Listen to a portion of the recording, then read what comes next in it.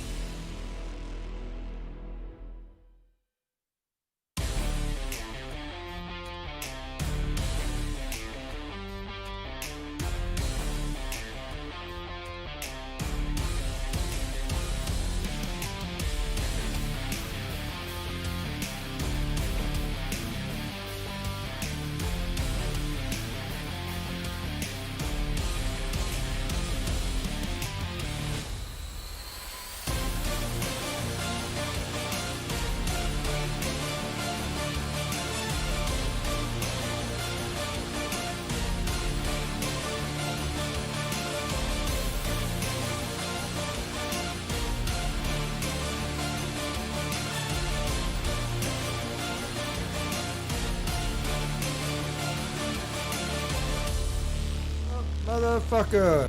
Hold up, I hope y'all watching this shit.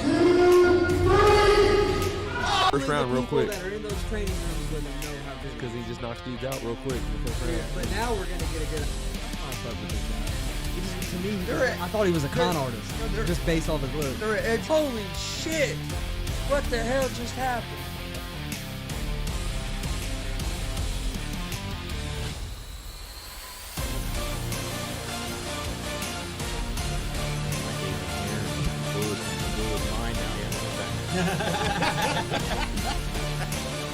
What's up, motherfuckers? Welcome to G.W.R. Gonzo's Wrestling Room. As always, Chris Gonzalez here, your host. Got a couple guests here today. The director, Hollywood Howse. And we also have the ladies' man, Mike King. Both of them making their return visit here. How you guys doing today?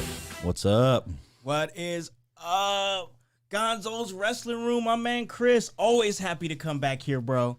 Always. Hey, you guys are welcome here anytime. It was fun the first time for both of us. Yeah. So we had to come back. Had to come back, and now you got double trouble, man. If you didn't think you got enough wrestling talk the first two episodes with me and Con, wait until this one. Oh my gosh. Oh yeah, that's what I expected. When you two were both going to come, so this is going to be a great show. Oh, it's gonna be awesome. I'm excited. I'm excited. And it's been shared like almost 30 times. Yeah, or something. yeah. So a lot of people talking about it. Well, let's jump right into what you've been having going on with your post about the NWA and stuff. Yes. And, But first of all, how'd you begin working with the Pope? Man, that is such a great question, man. So let me rewind it all the way back to 2008. Me and my wife, she's here, not on camera, but she's here now. Her name's Kayla. And 2008, we went to the SummerSlam at Bankers Life Fieldhouse. Now it's called Gainbridge. But we went to 2008 SummerSlam, and that was the one where Undertaker went up against Edge and Hell in a Cell. I was at that show. Was you at that show? I was there too. Yep. I remember us talking about that. When the cage fell, I was two rows back. Was it really? The cage fell. We were in we were in the not on the floor, but like the regular seats there. Yeah. We were in the 10th row. Yeah. Right, like ring level. Mm-hmm, Me, my dad, and my son. So old road dog hooked me and a buddy up. Oh, seats. man. Brian's awesome. Oh, I wanted to get him the seats like on the floor, so he got a chair. Oh, yeah, But one it of was those like, chairs. It was like $300 or something, and I'm like, man, I got one. we paid $100. We paid $100 a piece for the tickets we had. Did you really? Oh yeah, I can't remember how much we paid for them, That but chair's autographed by Edge. And, Edge. Oh snap! and Jim Ross on the other side of it. Oh, I bought yeah. that for Austin at one of them Heroes and Legends things. Yeah, Edge is right up in the corner. Yeah, Edge up Oh, in that's the dope. I corner. see it. I Yeah. see it. And That then- is so And then dope. like on the backrest, JR's signature on Yeah, there. yeah. That's awesome. I bought that for Austin, but he said, "Here, you can use it for your room for now." I'm not doing no. I was like, "Okay." Cool. It's a great prop. But so we went to that great show, had a blast. But after the show, me and now my wife were walking back to the car, and we hear people like screaming out of their car, like just screaming, carrying on, acting crazy. And so one of the cars pulls up to us, and lo and behold, it's the Pope Elijah Burke, and it's Kenny Dykstra. I don't know if you remember Kenny Dykstra from Kenny. the Kenny Dykstra from the Spirit Squad.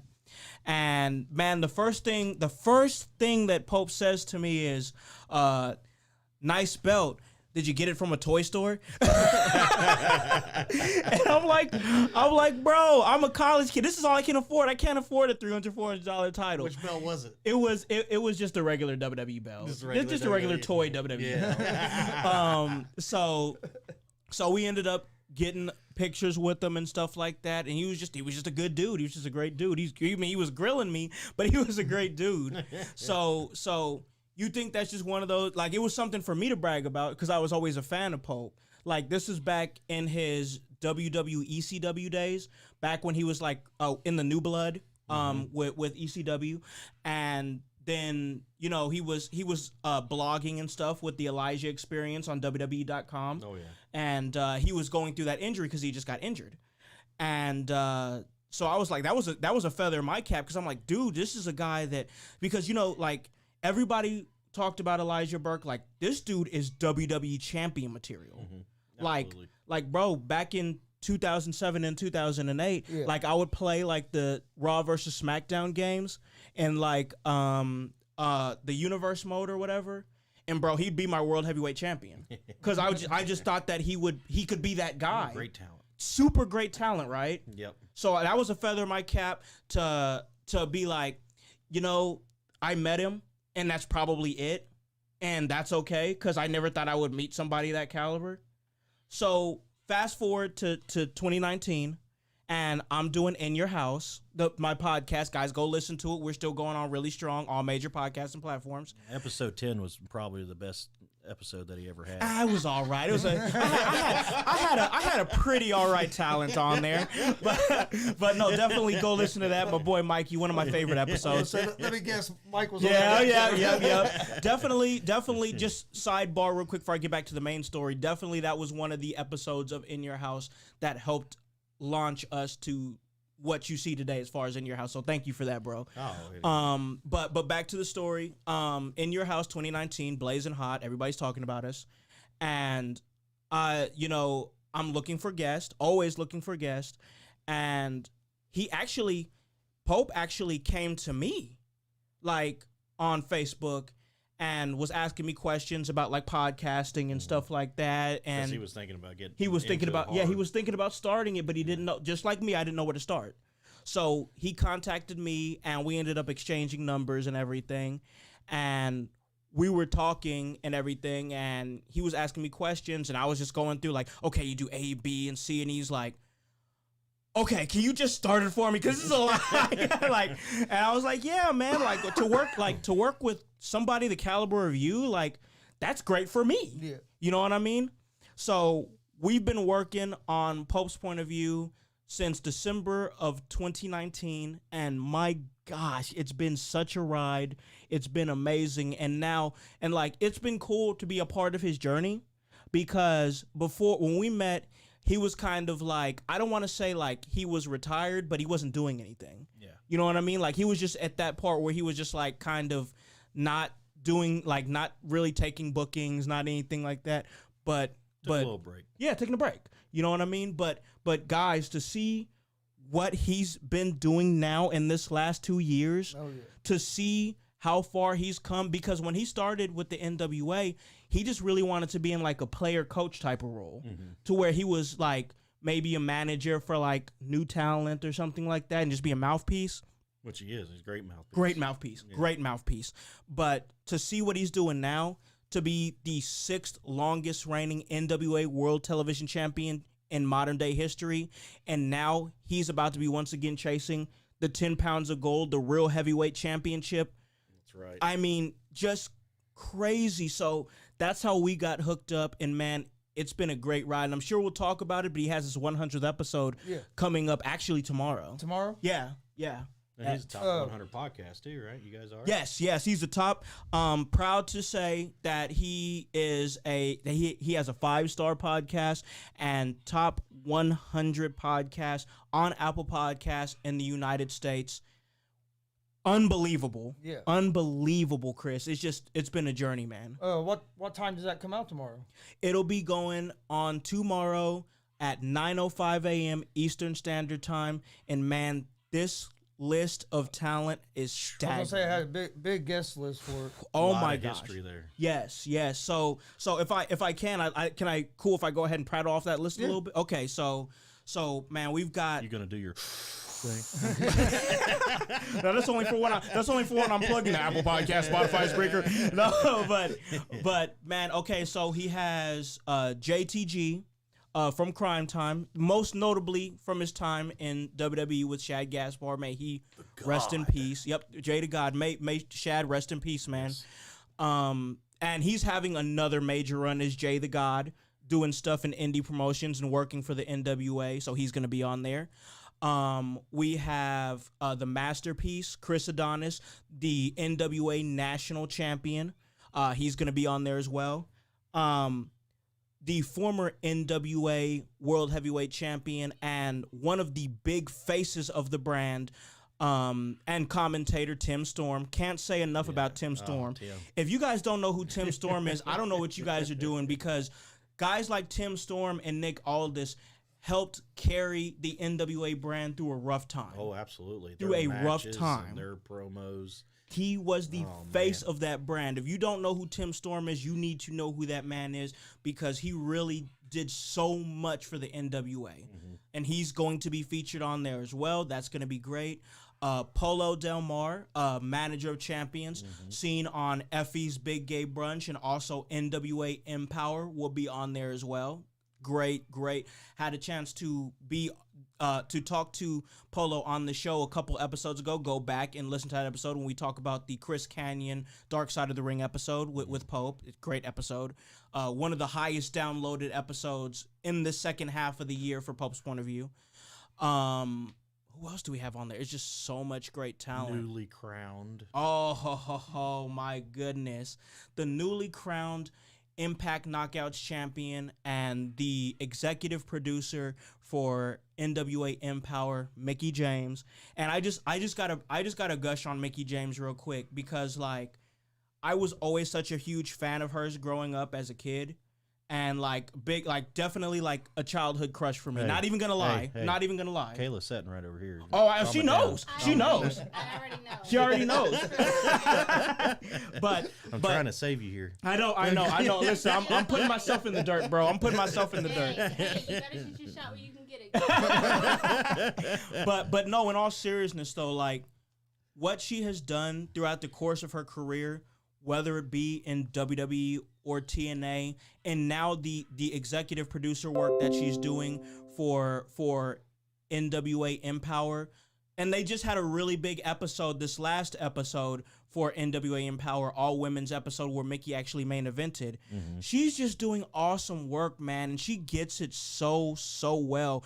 It's been such a pleasure to be able to be spoken in the same breath as names like that. It's awesome, man. I don't think she gets the respect that she should get for what she did for women's wrestling. I don't think so either. Because NWA Empower is everything that if you remember they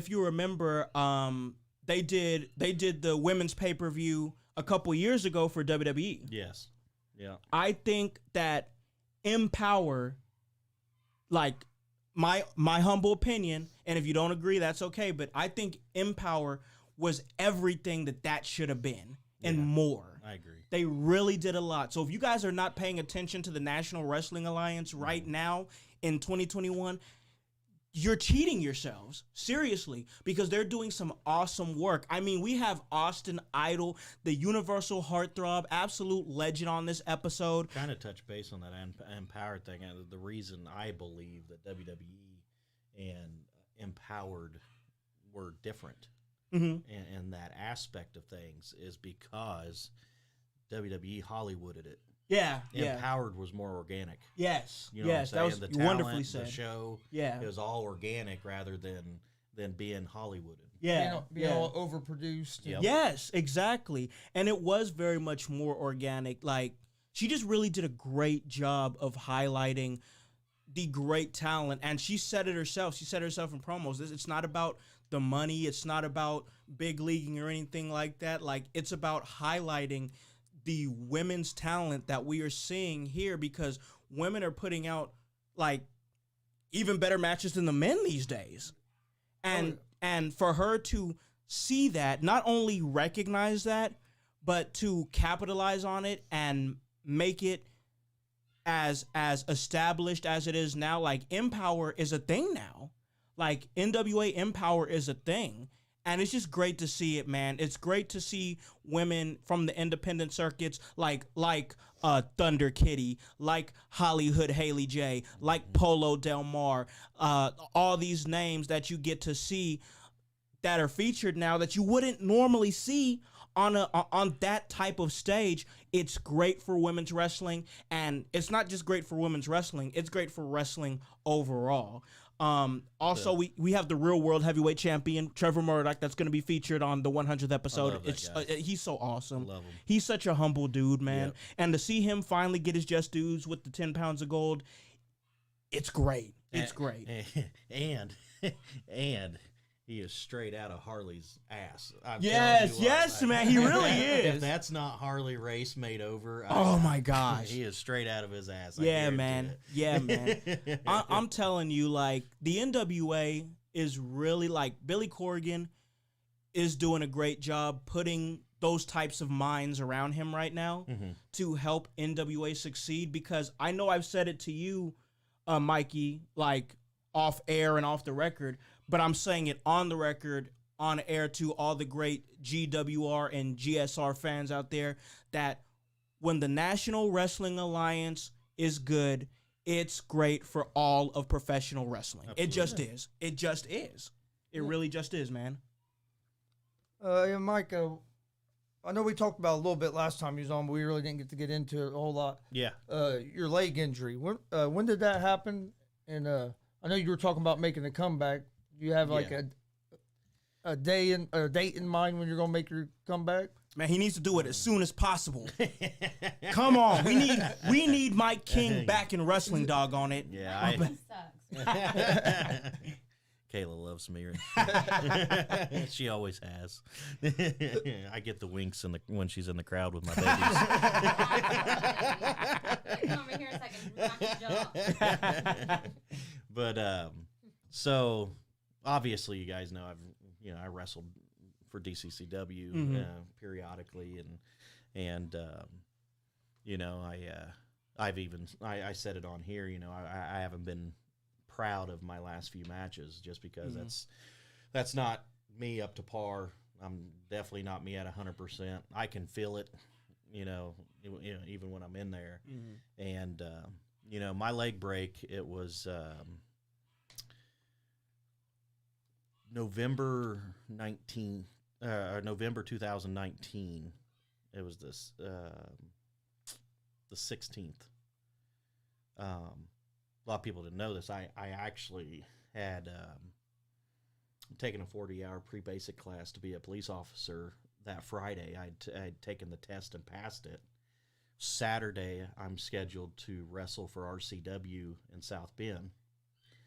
Sunday was my pre-qualifications for firearms and physical tactics to be 100% put on a department. Mm-hmm. And so I did the class. I was tired. Got done with the class at like 11, 12 at night, or the test, and I had worked all day on my shoot job. And then I woke up, had to be somewhere early that Saturday to do some things, and then had to make the 3-hour drive up to South Bend. And myself and Jerry Wilson with RCW, we had spoke, and he wanted to bring me in and run a big storyline and whatnot. So he had me in a what did he call it, the golden opportunity or gold standard match. It was for talent that hadn't been seen by his crowd. Yeah, so it's like a feature type of match. Yeah, which I had wrestled in South Bend, hundreds and hundreds of times before. So if anybody in South Bend had been to those shows, they would have known who I was, which they did. When I came out, they were very happy to see me. I'm sure they weren't actually happy. Yeah, yeah, that was back in Mike King being Mike King. So that was definitely my big part of me being a heel, and big part of my career anyway is being a heel. And it was a triple threat match, and one of the guys didn't show, so then it became a singles match. And I said, yeah, sure, let's what do you want to do, blah blah blah, conversation in the back, and I remember, I think I jinxed myself, to be honest. I remember I'm sitting down, I'm having a conversation with the guy, and I said, you know what, knock on wood. And there was some wood around. I said, knock on wood, man. I pride myself on, never hurting anybody, never getting hurt in the ring. Said the worst thing that I've ever had happen to me was a nose break. And that was back in 2008 during a 6-man ladder match. Big O, Congo Kong, I love you, Steve. Congo. He broke my nose in the first 30 seconds of the match. And it was like a 30-minute ladder match, so I'm bleeding everywhere. That's a whole nother story. But Roger's trying to buy my Ric Flair. dude, Good old Roger. He will buy it right now. I guarantee. He said, it. "How much for the Ultimate Edition Ric Flair? I'll give him a good hope." Yeah. I love Roger. He will PayPal you right now. But so we're first. We start the show, right? And we go out there, and I'm hilling out like normal, and the guy had been in for like a couple years, right? And he's been a great baby. We start the match out real good, get to a spot, a dive spot, and he said he wanted to do a tope, and I'm selling to the crowd, getting the crowd pissed off at me, saying I'm smarter than them and everything, and telling people that they're fat, and classic heel. telling people to get up out of their wheelchairs. I was gonna say that. we got to get to that whole story. Yeah, we'll get to Oh that. yeah, And, absolutely, yeah. There's actually I got a couple stories, but really pissing them off. I got him out of the corner of my eye. I don't know if he freaked or what, but hit the ropes and he started coming towards me, and I'm still here with the crowd because I wanted the timing, and I'm a big timing guy. Mm-hmm. I hate when you're watching a match and somebody is setting up to take a dive or a torpedo drop kick or anything that's coming off the ropes, and you turn and the person's not even positioned to give it to you, and now there's dead space. Yeah. And You're now sitting there everybody's going, Well, it kind of takes kayfabe away from the business it too, does. because then It you're does. like, well, why isn't he jumping, or why isn't that guy beating the hell out of him and cutting him off, right? Yeah. So I'm a big timing guy, Yeah. right? And I'm the asshole that's cussing at these fans and telling them where to go. So as soon as he hits me with something, big pop, right? Mm-hmm. Should be. Yeah. There was still, because he goes to come over the top. As he goes to come over the top, I start to turn for the timing and the positioning. Well, he stops himself on the top rope and tried to catch himself on it. Well, his momentum carried him over the top rope, and he was going head first, and it was a concrete floor on the that we were wrestling on. No mats, no nothing, right? So my conscience kicked in. I'm like, I can't have this dude fall on his head. Yeah. Right? So I stepped in with my left foot and my left leg, and I cupped my hands around the back of his head and just shoved his body up towards the ring to make sure that he didn't fall on his head. Yeah. When I did that, his body rolled. My leg was already down, and his body came and snapped my shin in half.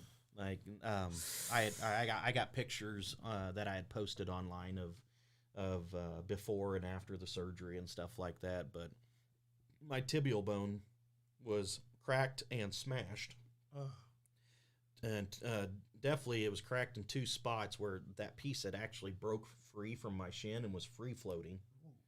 And my fibula, it started to break towards the side because of how he had landed. And at that point in time, it didn't hurt. My leg was numb, but I knew something happened because it went numb and I couldn't feel anything there.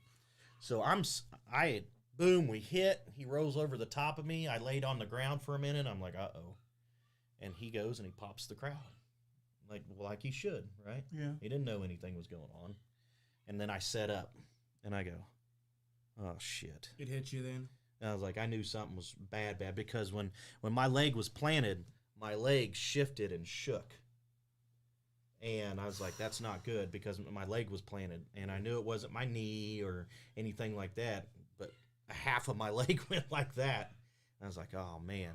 So he comes and pops back around to me, and he goes, all right, Mike, let's go. I said, no, man, I'm good. And I'm like 2 or 3 feet from the crowd, because it was set up in a theater venue. So we were all the way down and the crowd was up in the theater stands, going all the way up. And I'm like 2 or 3 feet from the crowd. And I'm like, no, man. I said, my leg's broke. He was like, bullshit. I've been known to joke around a few times, and I'm also known to talk in the ring and mess with people anyway. And he goes, oh, bullshit. And I said, no, seriously, I'm hurt, man. My leg's broke. He goes, bullshit. And then the ref gets out of the ring, because he had been counting this entire time, because we've been outside. and he got to 8, and he came out, and he's like, come on, guys, look down the rain. I can't keep counting, And I said, no, I'm good. I said, my leg's broke. And I gave the old X symbol. The X symbol, That's a universal sign for something seriously going wrong. They're like, bullshit again. And I picked my leg up off the ground, and in my boot, my foot just... Oh, my gosh. It just went limp. And they go, oh, shit. And I said, yeah, can somebody get me up off this ground and get me downstairs? And that was another bad part. Locker room was downstairs. Oh, my gosh. So I'm draped over 2 people, and I had to hop on my right foot down 8 to 10 stairs while my broken legs dangling, and it was horrible. It was horrible. They get me set up in a chair, 2 chairs to prop my leg up, and then I started to slowly start feeling stuff. They had already called an ambulance for me, because I told them, I said, it's done, just get them here quickly before I start feeling this stuff. And there were some rude people in the locker room. I'm not going to say any names, somebody had made the comment, really, Mike, you got to sit right there by the entrance? The entrance is 10 flights up the stairs, and I got pissed. I said, I will beat your ass with a broken leg. I was mad. Oh, why wouldn't you be? You just broke your leg. Right. Like there was no care in the world on what had just happened to me. So I waited for the paramedics to get there, and they showed up, and I was like, hey, I said, I'm not trying to be weird or anything. I said, my leg's starting to hurt. I said, here's a good vein. I just donated bone marrow not too long ago. Yeah, I remember you doing that. And I said, this is a good vein. You can hit it. I said, you need to get some medicine in me quickly because I'm getting ready to feel this. Okay. And they hooked me up and got me off to the hospital. Well, I'm laying in the hospital bed, and I was like, man, who am I going to call? You know, I didn't want to call my wife and freak her out because I'm in immense pain. So the first person I called, who's been a brother, like a true, real brother to me, and not blood, I called Tommy Gage right away. And I know you guys talked about Tommy a little bit. And I've known Tommy since I've been in the wrestling business. I've known his wife for forever, too, just like Kayla.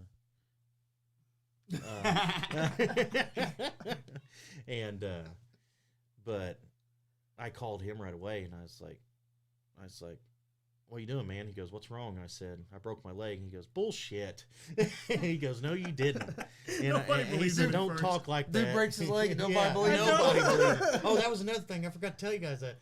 So the crowd didn't even believe that I was hurt. And they were like saying, this is bullshit. Quit faking it. Blah, blah, blah. And like, I'm legit hurt. And the crowd is still so pissed off at me that they even, like, I brought my foot up off the ground and it went like this. Like, everybody could see it. And they're like, no, F this. He's not really hurt. Get back in the ring. Blah, blah, blah. Our heels heal. Our heels heal. And, so I get to the hospital. I called Tommy. I'm laying in the emergency room. Tommy drives straight to the hospital from Florida, Indiana, where he lives. And he drives straight there, shows up. By that time, I had already had the x-ray. Well, they left because they brought the x-ray machine, and boom, it pops up, and I go, oh shit. And, like, nobody had moved or reacted, and I was like, oh, I'm fucked. That was my exact words, and that doctor turned around, and he goes, what? I said, I'm fucked.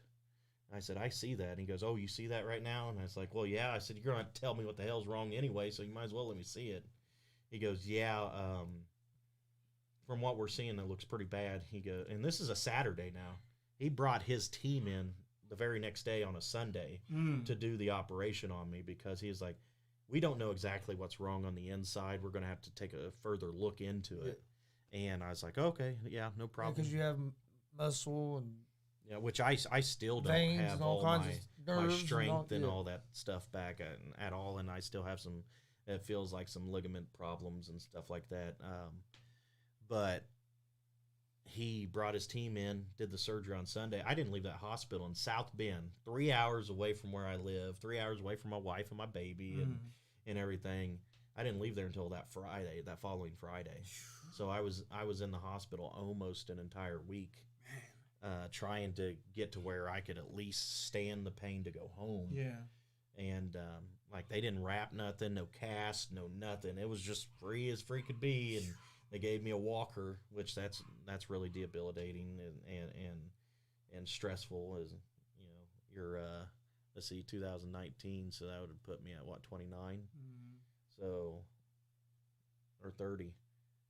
And I'm having to use a walker to get around, right? I don't know how you feel, because I'm, like, with my stuff going on now, when we go to the store, she'll try to get me to get one of them carts and stuff. And I'm like, no matter how bad I'm hurting, I'll walk through the store with you. Right. Yeah. It's always, people are going to look at you weird, for one, because of your age. Yeah, Whether you really need it or not, you know what I mean? Yep. And what really I feel bad if I'm taking it away from somebody older, too. I feel you. I feel that. What really punched me in the gut afterwards is like a year and a half later, and I remember messaging Con this message, and I said, this is bullshit.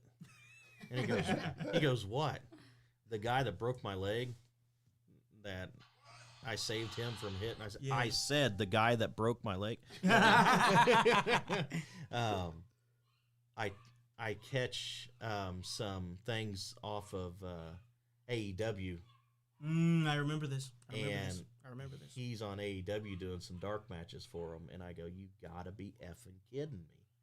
I was like, I remember "That being mad sucks." about that. Yeah, I remember being upset about that. I was so mad because, like, I kind of touched base on it a little bit, but when I broke my leg and everything, I knew I was out, and I didn't know if I was ever going to wrestle again because I didn't know if my leg was ever going to come back or anything like that, and I got super depressed.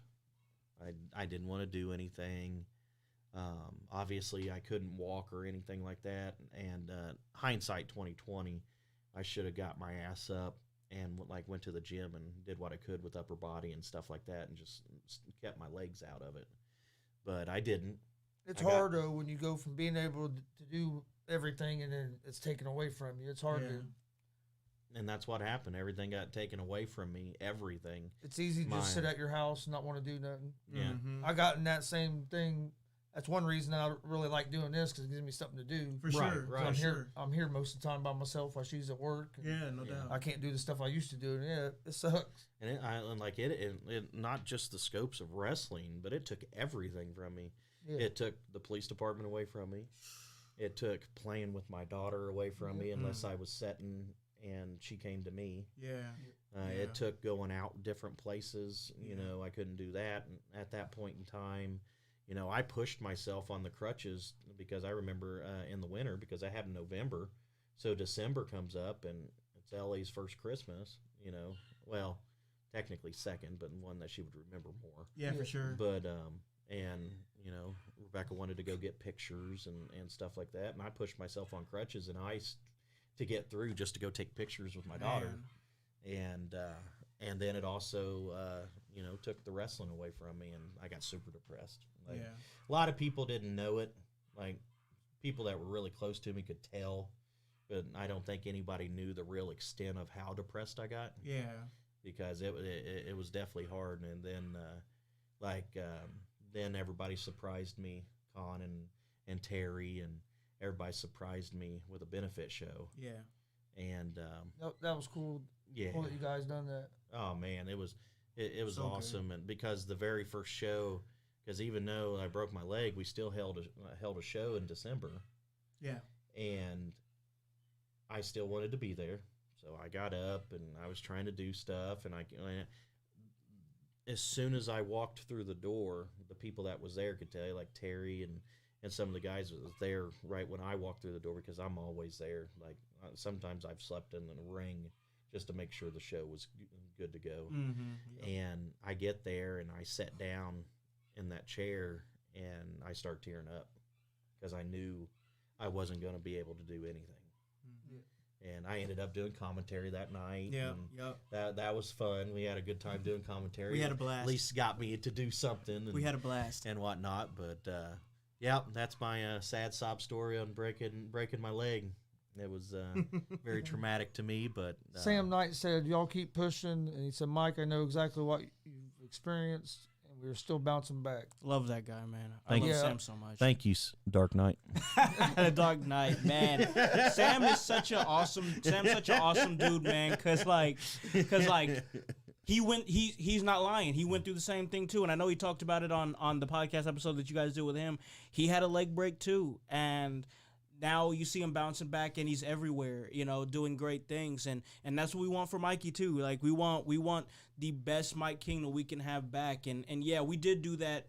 We did do that show not this past January, but the January before that, the benefit show, and man, it was honestly, Chris, one of the most stressful things I've ever done in my entire life, having to help book a show and like put the card together and everything. But you know what? For my brother over here, I would do it again, because at the end of the day, like as stressful as it was, as much as I was like had people in my inbox like, oh, what am I doing here? Or what's this? And blah, blah, you know, normal wrestling stuff.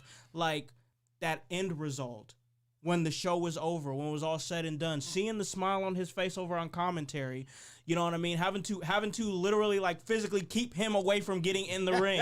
like it's worth it. That's what we do it for, man. Like, so that was, and it was good experience for me to be, because I like to think of myself in the wrestling business is like a Swiss Army knife, somebody that has his hands in a little bit of everything. And now, at the advice of my mentor and one of my best friends, the Pope Elijah Burke, I'm zeroing in and focusing in on this manager thing.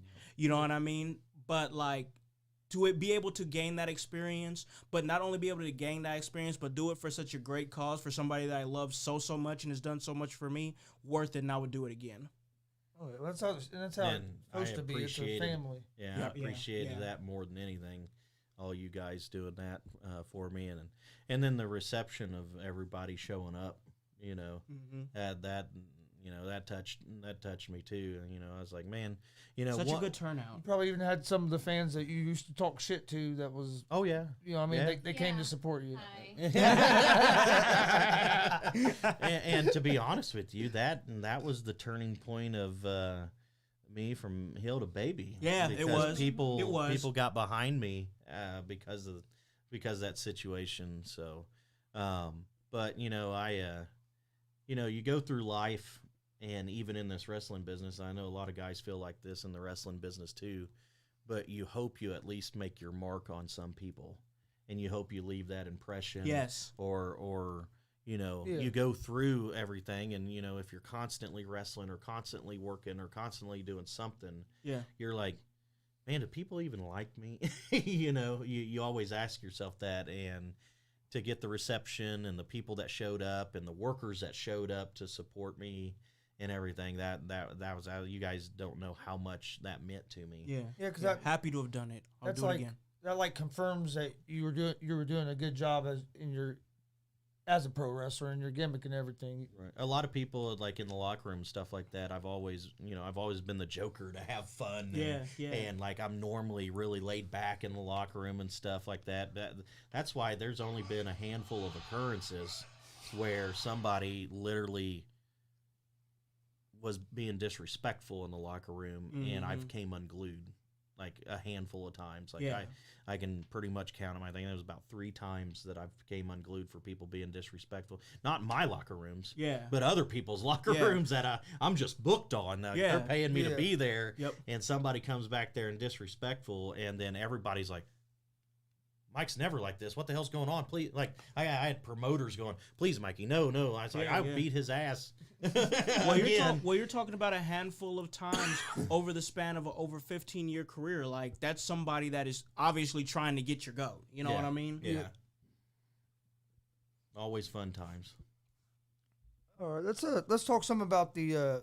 You're going to be on the Emerge Reap What Your Soul show here real soon. Yeah. The card for that looks like it's going to be a great card. Phenomenal card. Oh my goodness. That's going to be it's going to be an awesome show. Is Ricky Ruckus, is that the guy that He's the promoter. Okay. Yep, he's the promoter He's been sending me some messages, some of the flyers and stuff. Okay, awesome. Good, Yep, good. Ricky Ruckus and Donnie Idol, great guys. I can't really speak enough about those guys because it's just another one of those situations where like what I've said before with what Mikey's done for me, somebody who's seeing what I'm doing is like, hey, let me go ahead and give you a shot. Yep. You know what I mean? And that really means more to me than like a lot, you know, somebody to recognize my talent and give me an opportunity. So like now here it is, next Saturday, November 6th, Emerge 58, Reap What You Sow. And it's going to be such a huge show, not just for me, but for the state of Indiana as a whole, because the card and the names that you're going to be seeing is going to be crazy. I mean, you have names. Obviously, I'm going to have my huge opportunity, my biggest, like this is going to be the biggest opportunity for me to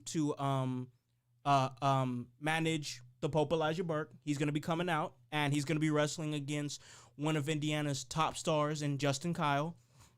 And if you guys don't know anything about Justin Kyle, that guy is a legitimate badass. Like, I'm not even joking. Like, MMA legitimate badass. Like, just a complete intense individual, but a good dude. He has a great work ethic, too. Oh yes, his work ethic's amazing. He's came a long ways in a very short amount of time with pro wrestling. Oh yeah, a long ways.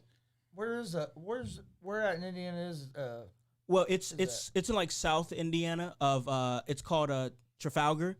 Right next to Columbus. Yeah, because they normally run out of Columbus, and I got to tell you, it's been such a blast being a part of Emerge. This is going to be my 3rd show, and they keep bringing me back. I'm not sure why, but they keep bringing me back, and I'm getting more like in tune with their crowd. Like the first time I went there, they didn't really know like how to react to me or anything. But like the second time after they saw what I was all about, the second I walked out, boo, you know, and it was great. And Those you know, are the sounds I miss. oh, I love it. I love it. I see why you love it. I see why you love it. But like Chris, like it's also a great opportunity for me to soak in like knowledge in that locker room. Yes. You know what I mean? Like like you're talking about being a part of a locker room of guys that were just on AEW Dark, such as names like Braden Lee, who's their Outbreak champion, and Playboy Smooth, another guy who was just on AEW Dark. Great guys like that. You have NWA representation with the Pope Elijah Burke. You have OVW representation with Charlie Cruel. You know, all these great names. Cole Radrick. So much great names that you're going to see. Paragon was just on OVW. He's going to be featured on that show. I love Paragon. And not just, but it's not just the talent there. Like, it's also like the production team is awesome.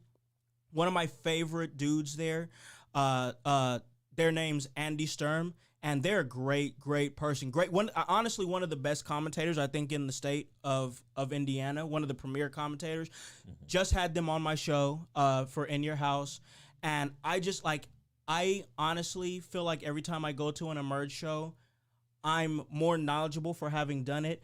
And honestly, like, if you look at this card, some of the not some of them, all the matches that they're having for Emerge 58, Reap What You Show, from the pre-show all the way to the main event, everything is can't miss. Everything is can't miss. I honestly feel like, Chris, it's one of the strongest cards that you're going to see in the state of Indiana this year. Do not miss it. November 6th, Emerge 58, Reap What You Sow, Trafalgar, Indiana. It is going to be a banger of a show, and you're missing out if you don't go to it. Yeah, Donnie Idol and Ricky, they do a great job, man. And you know, I know they're a little bit farther south and whatnot, but you know, Ricky and Donnie both had very long extended with HPW down there with a different Jerry Wilson. Yeah. There's two Jerry Wilsons in Indiana, and both of them promote wrestling shows, and definitely an age difference. You know, but Jerry through COVID and stuff like that, he had to shut down HPW, and Donnie and Ricky picked up right where he left off with Columbus and Trafalgar, and kept on rolling, and they've done a great job. Great crowds, products good. Yeah, I mean, it's definitely a show and a company to watch. One of the best in the state, I think. And yeah, absolutely. And I think that trying to get down there if you can is a definite must, especially for this show coming up and future shows with them. They're proving that they know what they're doing, and the show's a quality to drive the hour and a half, 2 hours to get down there. We're gonna try to go next Saturday. It's definitely gonna be a can't miss show if everything goes right. For sure. Like I said, we had a big surprise today. Yeah, so for sure, man. For sure. No, I already know. But we plan on going to watch wrestling tonight. Yeah. But like, to see, like, having intimate conversations with Ricky Ruckus, and I won't give out too many because I don't like to, you know, divulge too much personal information when I talk to people. But I can just say that having conversations with him is that Emerge definitely is one of those promotions, not just in the state of Indiana, but like here in the United States. It's far, because I've talked to a lot of different promoters across these states, and because of In Your House, obviously. But like his mindset and what they want to do, their goals for each show is great. They want to groom talent, whether it be wrestlers, whether it be commentators, whether it be managers. They groom talent to be television ready, to be ready for that next level. And that's why you see guys consistently come back that have been on AEW Dark, that have been in the NWA, that have been in OVW. They consistently come back because you can tell by talking to those guys that they want to put out a great product. And listen, it's Emerge 58. So what's that? That's 58 shows. Yeah. You know what I mean? Like that shows the consistency is there. It shows that the willingness to want to put out a good product is there. And that's why, as well as being a part of DCCW, I'm so proud to be a part of the Emerge product. I know that Ricky Ruckus. I've been messaging him. He's messaged back and forth a couple times. Yeah. He seems like a real good guy. He's a good cat. He's a good cat. As soon as he released that flyer about you going to be managing the Pope, he had sent me a graphic of it, and I started putting it out there too. But, Yeah. and he's been, and I want to thank you guys too because you've helped promote us a bunch. Oh, And so you guys do a great so job. has Mike, but even that Ricky Ruckus, I want to thank him. He's been sharing some of our promoted stuff. You know who hasn't promoted you? That damn Joey Owens. JKO, the chairman. I was gonna go watch him tonight, but we're going to go a different weekend. We went down there last weekend. That's a pretty cool building. Oh Yeah. It's I mean, when you pull up to it, you don't think it's like, man, we're watching a wrestling show here. Did you guys? But once you get in the building, man, did you guys go for that tournament? no, we went to Friday Friday before night. the Okay, the tournament. Friday night. Okay. I heard the tournament was pretty I great wanted too. to go to the tournament, but we had something going on that night, and we couldn't go. We went to Friday night. Yeah. One of the highlight reel, I think it was Damian Real wrestled Max Sterling in a street fight. Oh, okay. Yeah, oh man. And Max Sterling was a heel there. He was a heel there? He's Yeah. such an And over I'll tell- baby. And I'll tell you what, though, he done a hell of a job Did as he a heel really? too. Did he really? Yeah. Mac don't get talked about enough. Yeah, man, Mac talking about a guy that He's that- the guy. that He's the guy. pushes I messaged. I sent a message to him about being on the show. Yeah, Yeah. Mac don't get talked about enough. yeah, He really doesn't. He's no. so good at what he does. Kind of. We said he was a good guy. But I kind of want to bring something up and that we can all talk about. Con, you can kind of touch base on this Sure, a little bit. sure.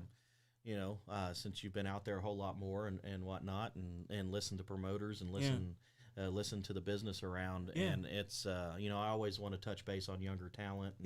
And pushing younger talent and stuff like that. And I've seen a lot lately. And now, don't get me wrong, the two eras are different from when I broke in the business to when these new guys are breaking into the business now. You know, Facebook had either just been started or hadn't been started at all when I broke in the business. And no, it hadn't even been started. And so, like, the social media presence and stuff like that wasn't huge back in the day. Right. I see a lot now with some of the younger talent, and I don't know 100% if they're not doing this in the background. I'm going to encourage them to do this off at this live. So any younger talent that's listening, I see a lot of posts online about, hey, promoters, we're accepting bookings, so contact us. Well, I'm going to let you guys know right now that it might be two separate errors, but the way the game is played is still the same. Yep.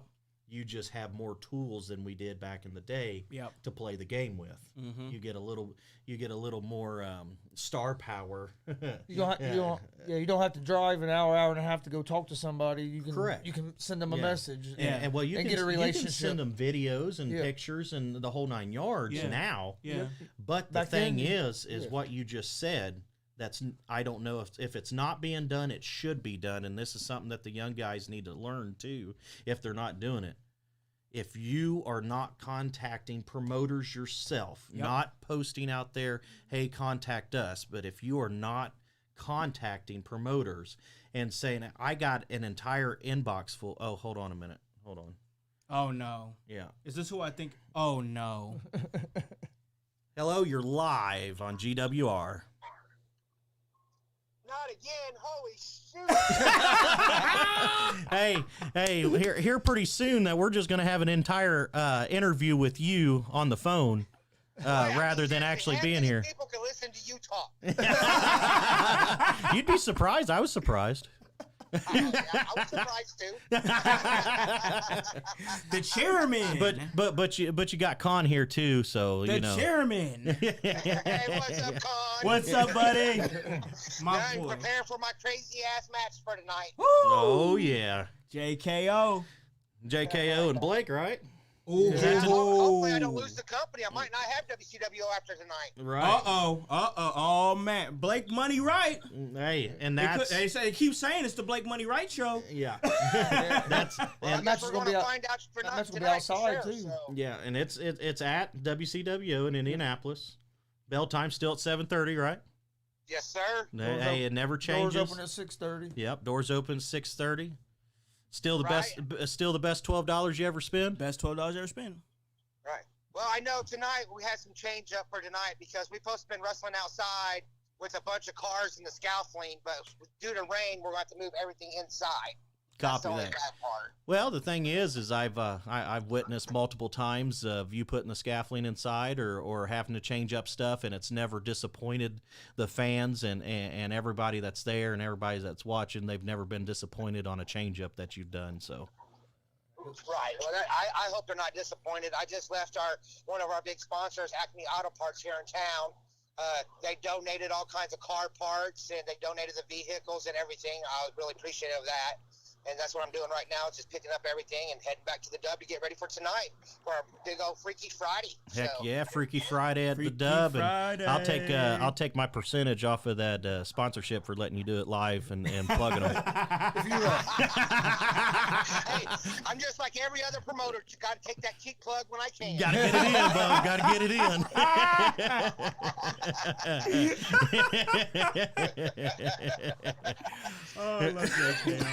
Hey, we were. You can elaborate on this with all the many years you've been in the wrestling business.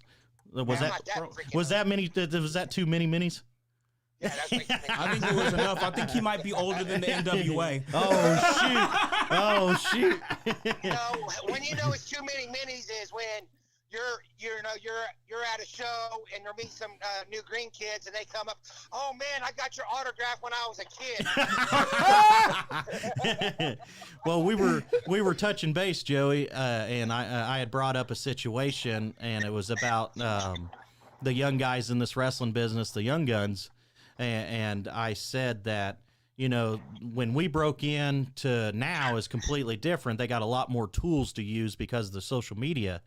However, I've been seeing a lot of young kids out there that's new in the business post online, hey, promoters, we're accepting bookings, contact us.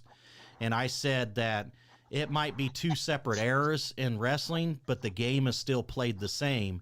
And if they're not contacting promoters themselves instead of asking promoters to contact them, they're doing a disservice to their wrestling career. Mm-hmm. Oh yeah, I totally agree. You know, because when I first came up, you know, we didn't have the internet and stuff like that, so we had to get bookings as working on a show, putting the hard work in, and showing that you was good enough for other promoters to hear about you, to book you. Yeah, Green Guys just showed up to shows, helped set up the ring, and hoped for a spot on the show if somebody didn't show up. Yeah, you're totally right. There was a lot of times, you know, I seen a show when I was younger. It just said, you know, they're having a battle royal, and I'm thinking, okay, well, I'm still going because, you know, promotions always use guys for battle royals. I'm like, maybe that's my shot to get on full time. Yeah. So I would just go ahead, you know, spend the money, waste the time, go out there and do the battle royal and try to showcase a little bit what I could do, and just to hopefully get booked on the next show. Absolutely. I remember doing it for your dad. Before I actually knew you guys, and I wrestled for the Dub and stuff like that, I remember showing up to shows for your dad and going, you know, how you doing, Basher? How's it going? And he would always give me, you know, your dad's old attitude. Yeah, how's it going, kid? and like, you know, it's a weird feeling showing up to a random show and introducing yourself to a promoter. But if you're also showing up to a show and that promoter walks out and you have a piece of wood or a piece of metal in your hand and you're setting up that promoter's ring, I mean, that speaks volumes, because they're like, who the hell is this guy? Oh, we don't care who he is at this point. He's setting up the ring. And then you go and introduce yourself to the promoter and say, hey, I just wanted to show up, help you guys set up the show. I came to watch the show, but sir, if there's any available spots, or if you're doing a Rumble tonight, you know, I'd love to be able to work for you at some point in time. And boom, you leave it at that. And that's what we had to do. We had to just show up to shows. Yep. Now these kids have opportunities that they can just, with a click of a button, message a promoter with video, with pictures, and hopefully with a good bio, and you can talk to a promoter and not scared to, and just talk to them about it, about getting on. But you're going to have very seldom guys in the wrestling business that are promoters, especially some of the older school guys that are promoters and has been around for a while, that's going to reach out to you and say, hey, we want you on the show, unless they've seen some videos and stuff like that of Yeah. you. You always should be pushing yourself. Oh, always. I mean, I still teach trainees that, Yes. when you come to a show, you should still help set up and tear down. I know, the generations change. A lot of people don't want to do that no more, but that's still helping out the business that you love. Yeah. Right. If you really want to be in the wrestling business, you do whatever it takes to help that show succeed, even if it's setting up and tearing down. Yep. Right. And it goes a long ways too with some of the younger talent that get butt hurt because they're not pushed in the business or in that company. Well, the young guys need to ask themselves a couple things. A, do I share the flyers? Yep. B, do I cut promos? Mm-hmm. C, do I help them with their event at all? Why would a promoter want to push somebody if they don't help out? Right. I mean, I totally agree with that because, I get guys message me all the time and sends me videos all the time about trying to come up to the dub. Yeah. But, I'd rather book a guy that comes here and help bust his butt to help set up than I would with some guy just socially burning up my social media. Absolutely. And people, to be 100% honest with everybody, you should have an entire locker room full from door to door with guys there just watching the show. Yeah. Your company is probably one of the easiest companies to go work for in the state because you're set up. There's certain things that you need help with, but you're not breaking down the ring and putting it up every single night because it's set up in your stationary building. So why wouldn't young guys want to show up and just hang out and learn stuff? Right, because, only thing I ask of my guys that, the new trainees, they know after the show, they just go out there, they set the chairs up, they pick up the trash, they sweep the floor, and they leave. Yeah. Yep. Absolutely. I mean, it can't get any easier than that. 5 or 6 people doing it, it only takes like 5 or 10 minutes to do. Right. I'm glad you called at this time because we were digging timing, in right? with the young guys. I got stuff I want to add too, but I'll let him finish. I mean, the young guys have it so easy nowadays because when I was younger, when I got booked against somebody, when we was doing our out-of-state stuff all the time, I had no idea who that guy was. Yeah. I had no idea who I was getting into. Now you got Google, you got YouTube, all that stuff. Yep. Now you can sit there, hop online, research the guy, find out what he does, and you can get a good game plan on how to work your match. Right. The matches nowadays should be better than they were back in the day because you can study your opponent. Yeah. Easy to study. I kind of wish I had that opportunity when I was younger. Yes. Yeah. And that's why I was telling them, I said, our breaking in periods are, apart from each other, but still, when I broke in, there was still no Facebook. Right. I think what that MySpace. MySpace. I think it happened to be maybe around a couple years in. Yeah. But Facebook hadn't started yet. No, it hadn't jumped off yet. I definitely want to add to that with you guys. I definitely want to add to that. Yeah.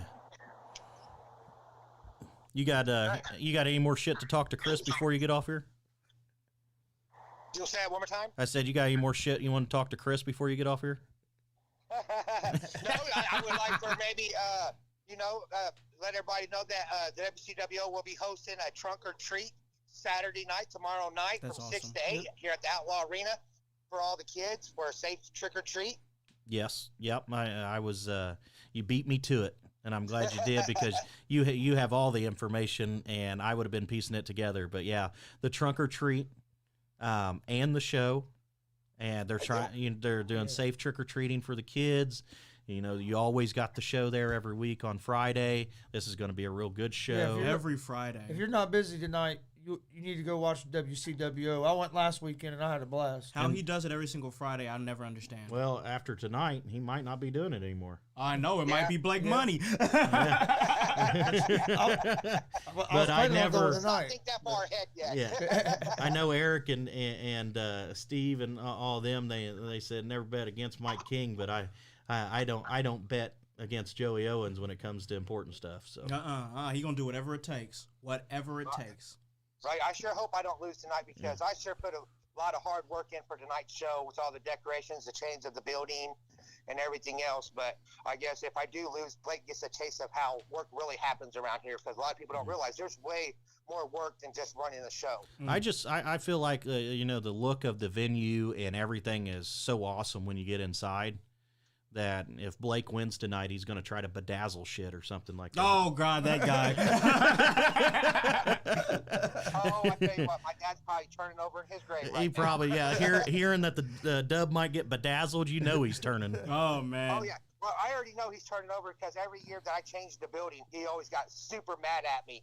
Yeah, earthquakes happen in Indianapolis when you go to change the building, don't it? All the time.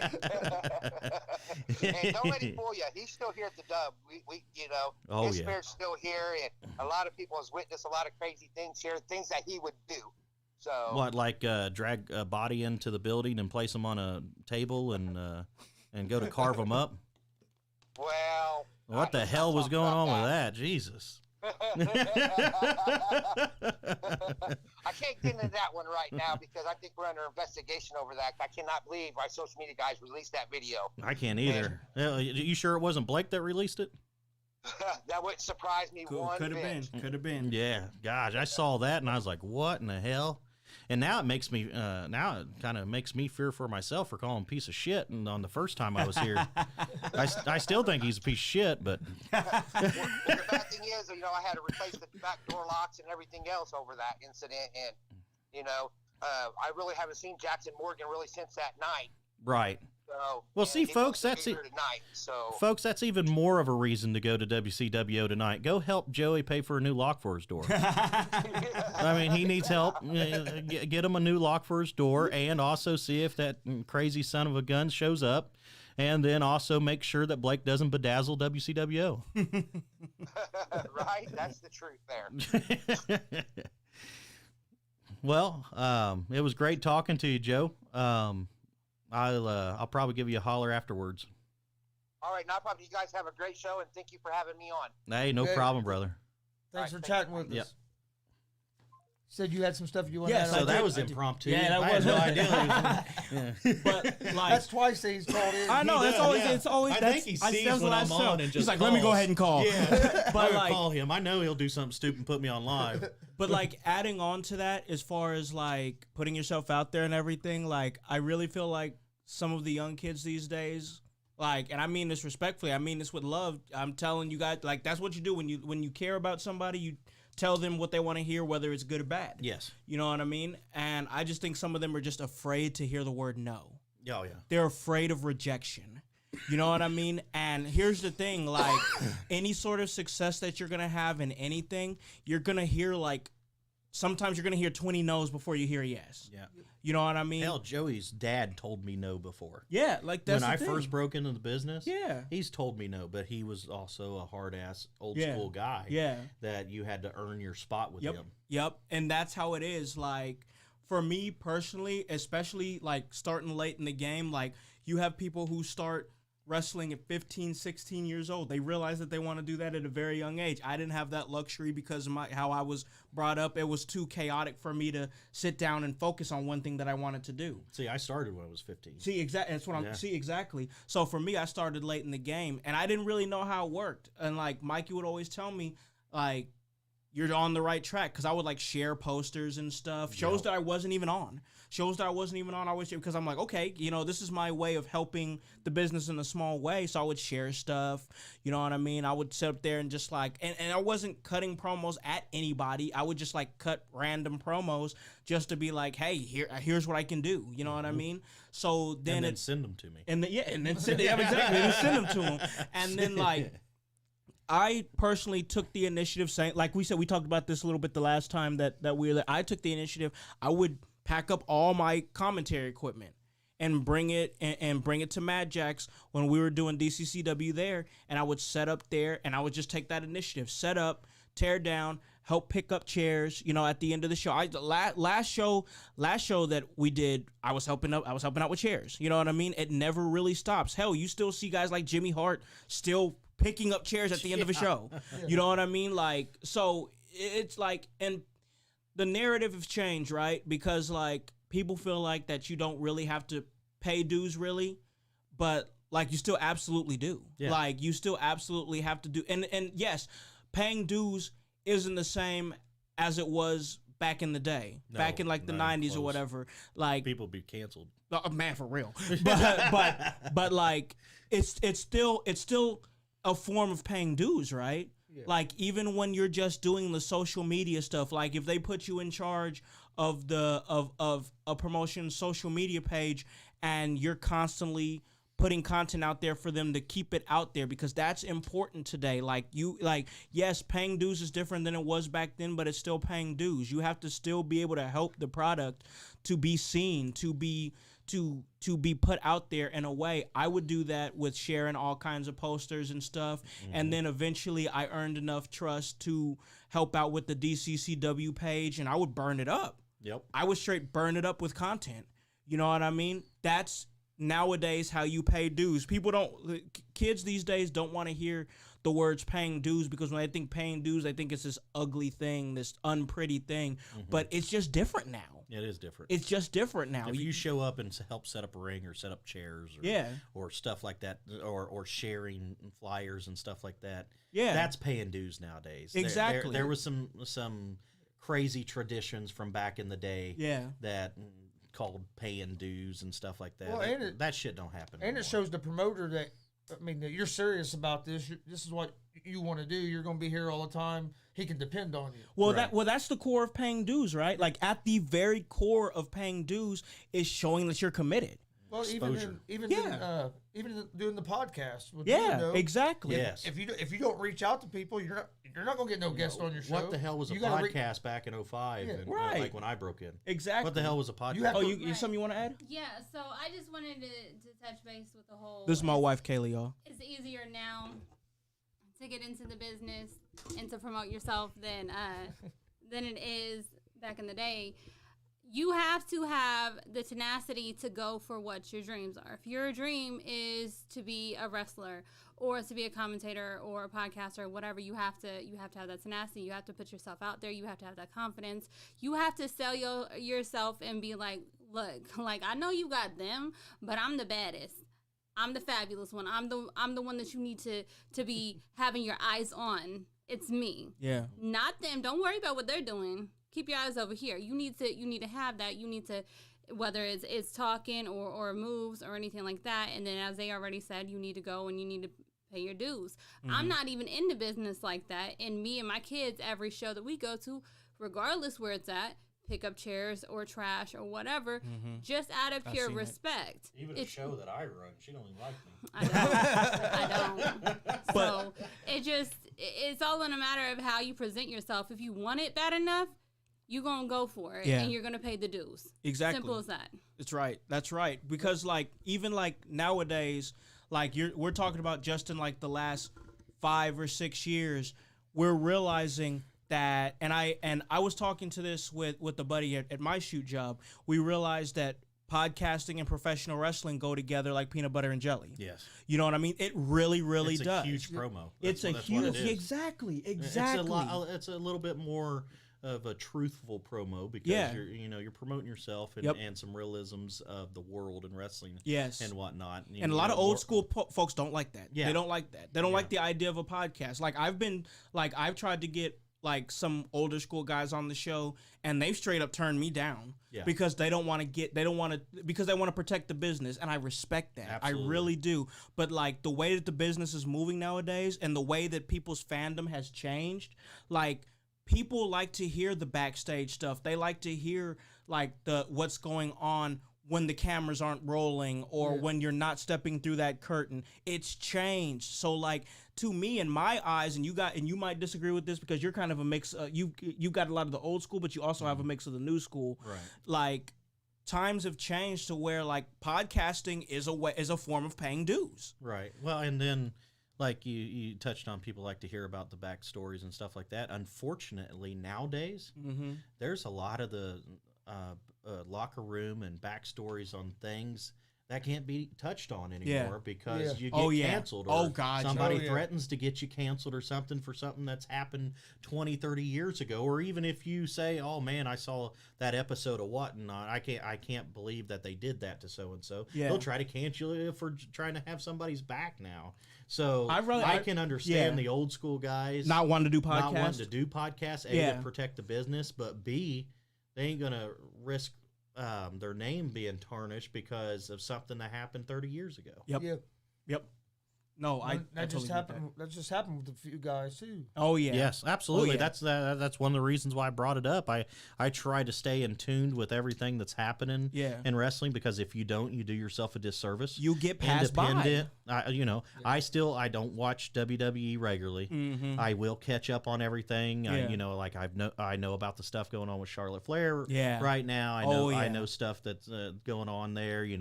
My boy Cepha, which I'm wearing a shirt today just to represent. Solo Sequoia. Yep. He's Congratulations there, on your debut, bro. Absolutely. Yeah, it was great. awesome. And, I keep up to date with AEW and all that stuff, but you have to if you're in the wrestling business. You have to. You know, what storylines are they running that are shit? Yep. What storylines are they running that are good? So that way something that you can build off of with your guys. Yep. You never take an exact story and run it. No, you just take it and spin it, right? Like in Indianapolis, one of the biggest feuds around at that time was me and Tommy Gage. Okay, I was super heel, he was super baby face, and I won the services of his valet, which is now his wife. Oh, right. So I won her services in a match. And as a heel, I completely disrespected her as a woman. I dressed her up in different outfits and drug her out to the ring by her hair. Oh, yep. Now I'm canceled because I drug her out by her hair to the ring. And I did crazy things. Like we had a show for Rob Kincaid had a show. God rest his soul. Yep. And it was a Thanksgiving night show like he always did. And it was actually at the Dub. And I was supposed to wrestle Tommy that night. There's things that happened, and he couldn't be there, so I cut a promo about why he couldn't be there. I took his keys to his car, and he couldn't get a ride, and all kinds of stuff like that. And, good storytelling. And then I also told the crowd, I said, but you don't have to worry, because Allie's at home where every woman should be cooking my Thanksgiving dinner for me tonight. Well, you're canceled, bro. Canceled again, right? You're canceled, bro. But the storyline that we did, if you think back to the Attitude Era, the storyline that we did was Goldust, Brian Pillman, and Marlena. Yeah. Mm-hmm. Yep. You're taking storylines that worked in the past and you're bringing them up. You're not going out there dressing like Goldust or anything like that. Not go, exactly, but you do that on your Apple Podcast, Spotify, Spreaker. but no, you're taking a story that garnered emotion, right? That got people feeling a type of way, right? Like people were offended by it, they were angry, and and these days you got to really walk that line, But like you took something that elicited a reaction and you turned it, made it into your own, and you watched it unfurl and see what came of it, because that's the type of here's my thing with like the indie shows, and now they're about to get mad at me, bro. They're about to get mad at me. Here we go. Any indie, like back before I started doing commentary, back before I became the manager that you see today and the storyteller that you see today, I would go to a lot of indie shows. And you see awesome wrestling, right? You see fantastic flips. You see fantastic feats of athleticism. But the biggest thing that I saw lacking in every independent wrestling federation that I went to as a fan was that they didn't tell stories. They would tell no stories, and that drove me nuts. And that's when I decided I wanted to be a catalyst for storytelling in independent professional wrestling, because I can't give a match 5 stars if there's not something that's making me care. Like you can have a just throwing a couple of names out there that come to my mind, a Daniel Bryan versus like Kenny Omega. But if it's just happening on a random Wednesday night for no reason, like, and it could be a kick-ass match, like I'm like, sorry, I got to give you a 4.5. Yeah. You know what I mean? Like, because it's a good technical match, but there's no story to it. that why do I care? Well, that's one of the Why reasons, do I care? That's one of the reasons we like. My dad and I like going to WCWO. Yeah. They keep those storylines going, and then like tonight into the month show, they'll end them, and then they'll start new ones. And so exactly. And then promoters, if you ever set back and ask yourself, and this goes for, because it happens all around where there's a couple different shows in the cities. Like Indianapolis has like 6 different shows in the city that's happening. Yep. You know, here in Muncie we have 2 different shows. And let me ask you a question real quick. Yeah. Where did this idea come that there can only be one promotion in a city? That's a great question. Some of these promoters think that, and I don't understand where that comes from. That comes from, like, for instance, That's a great Or question. they think if they run a show in a building, nobody else should be able to use that building. So if you don't own that building, it's a public building. Anybody can use that damn building. That's a really great question. That comes from, and I'll tell you, that comes from the old mentality of the territories. Territories, yeah. That from way back when, that does not matter now. And but like I'll give you an instance. Joey Owens runs WCWO in Indianapolis, right? He does not care if anybody runs, Saturday or Sunday. Everybody knows that Joey runs Friday night, right? Mm-hmm. Yep. So as a company, why would you go into Indianapolis and run on a Friday night, right? Because you're trying to compete and directly against the person, right? But if promoters ever, that's kind of where that's stemmed from, was the old territory era. Yeah. And then other promoters, like, we're in the indies, guys. The indies. Yeah. We're not WWE have millions of dollars. We're not AEW has millions and billions of dollars. We're not Impact or RH, which that's a whole nother story. That's a whole what's other going thing. on with That's them. a whole other and thing. then Man, I hate it for them. NWA and stuff like that. NWA was there in the territory era. Oh yeah. So in they were heart there. of it. Yeah. In the heart of it. But it doesn't happen that way anymore. I don't give a shit if you run in one building. If that's the building that I can acquire and it's the cheapest and everything, you better bet your ass I'm going to be in that building. I don't care who gets mad or what goes on. It's got to be I'm gonna financially run it. economical. Yeah, absolutely. Yeah. And so this whole it's mine. No, nothing's yours. Business the is name of your business. company is yours. Business That's it. is business. Right? But if you're ever a promoter and you're sitting there and you're going, man, why did I only have 50 or 75 people at my show? And then, the show down the road or a show in the city next to us or something like that, they had 300-400 people. Well, it all boils back down to stories and stuff like that. Story and promotion of yes. One of the best promotional wise that ever hit this state was Rob Kincaid. He could pack a building and give them back to the community. Yes, giving back to the community is huge. Oh yeah. And I'm not talking about giving a portion back or any percentage or anything like that. When you step out and you go, you know what, I'm going to eat the entirety of this show unless sponsors kick in or whatnot, and because I want to give back to the community. That's one big thing that myself and Terry, when we got together, we promised each other, hey, we want to give back to the community of Muncie. Yep. And that's one thing that we have stood by and that we continue to stand by, and we're going to continue to stand by. We, like Terry touched on Wednesday, we already been in contact with AJ Bradley.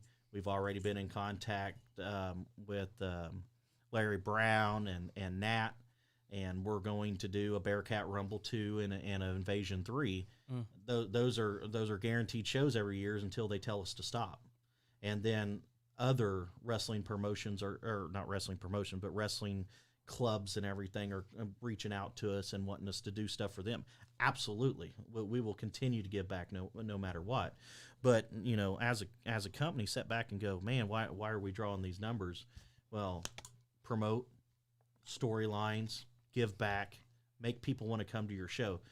People are going to come to your show if they are enticed to come to your show.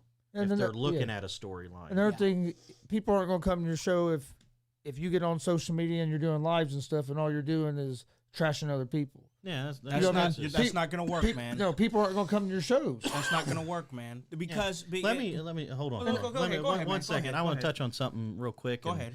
And just to let the the fans definitely in Muncie and surrounding area know that DCCW and our guys at DCCW, at least our core guys,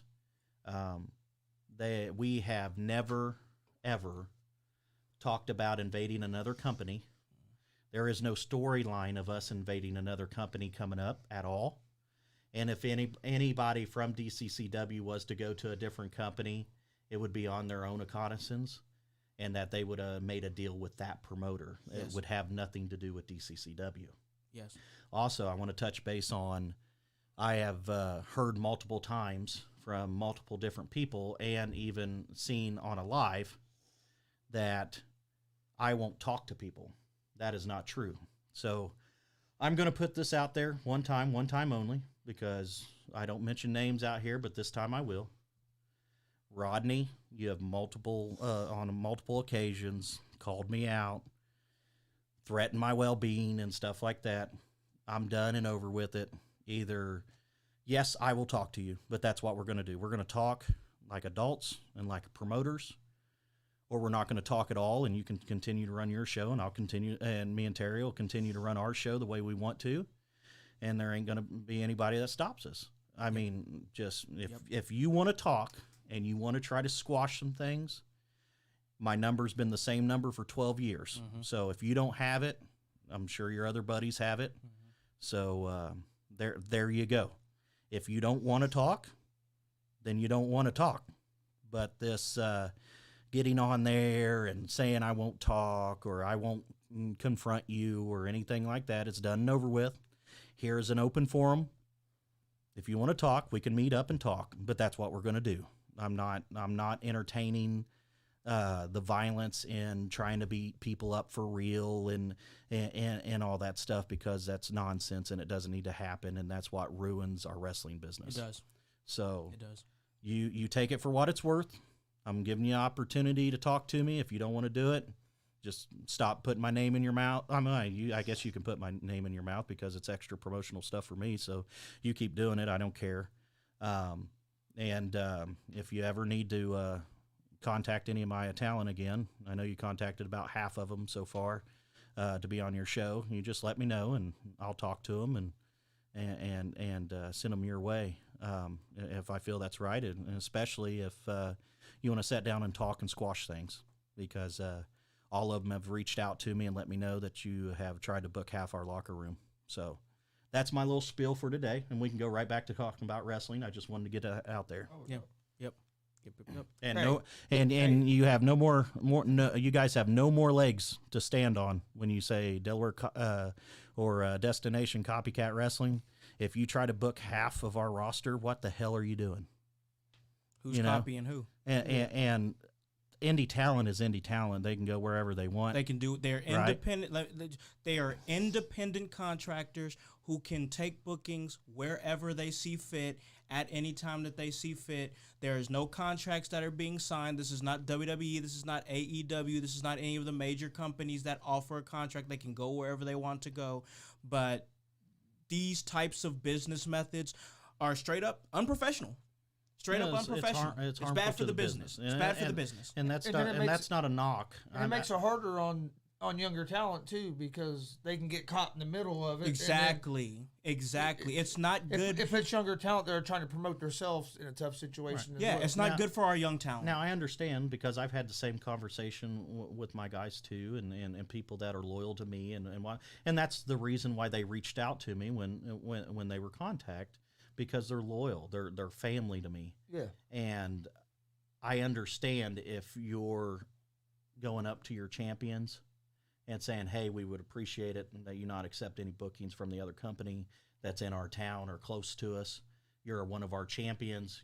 We can't 100% guarantee where the other company is going to put you, and say they put one of your champions in a squash match. Yeah. And completely buries that person. Yeah. Then how are they legit at And your your company company, right? holding a title? Yeah. Promoters have to have some integrity Yes. as well. Yeah. Yes, absolutely. I totally agree if with that. promoters work together, and like for instance, Joey came up in a different time than I did. I came up later on, but we worked together on a lot of things. How did that relationship, like DCCW and WCWO, how'd that relationship come to? Well, there was never a time ever that when we started the wrestling company, when me and Terry did, that I had ever not thought about bringing Joey, because I'd known him my entire career. I knew his dad my entire career. I knew a lot of the people that went through WCWO my entire career, and I knew the talent and the training that goes on at WCWO. So I had no doubt in my mind that Joey was coming to DCCW. But Joey also runs a promotion too. Yeah, it's an hour and a half away, and that's great for us. I mean, if people would work and promoters would work together, think about all the opportunities you have. Well, look at Like me and bringing my in- dad, for instance. Yes. We come to DCCW shows, and then last weekend we went to WCWO to watch a show. Mm-hmm. Well, we wouldn't probably even known that much about them if they wouldn't been with you guys. Right. All I mean, good for everybody. Because wrestling. you guys are working together. It's and you good for promote each other. wrestling. You promote each other, and the opportunities that you can do for your fans too in those areas, because nothing's free, right? So when these WWE and AEW and Impact and NWA and all these guys come in, they're not free. Yeah. There's airfare involved in it. Mhm. There's hotels Yep, involved gotta in stay it. somewhere to sleep. Travel. It's their guarantee fee, traveling, who's going to pick them up and take All them around, adds up. stuff like that. It all adds up. Well, if you have another promotion you work with, and like say Joey runs on a Friday, Yep. well, I run on a Saturday, Yep. and then somebody else runs on a Sunday, It's a good loop for him. I can guarantee, and I'm going to say it, I can guarantee get better deals. Yeah. Guaranteed. Oh, because They're they're already- doing a triple shot. Yeah, then they're already here. Yeah. They don't, there's You're no still more going to have to travel. pay. And Well, then you split airfare Yeah. 3 ways. You, Yep. you split hotels by the night. It's good for it's wrestling. good business. It's good business. It's good for wrestling. And the one thing that I notice as far as what's hurting the business is because like the wrestlers, it's a given that wrestlers are going to have egos. Yes. That is a given because everything that Like they Kayla. see, everything. Oh yeah, she ain't even a wrestler. Yeah. And but like you expect that, right? Like because wrestlers are very competitive and that's like we talked about the last show. Like they see things in tunnel vision. They're looking forward to their next match. They're looking forward to their next show or whatnot. Now It's a promotional It's a game. promotional thing, yeah. So they But- focus on promotion themselves. Yes, they first. focus on promoting themselves because that's what they're supposed to do, and that's fine. That is okay.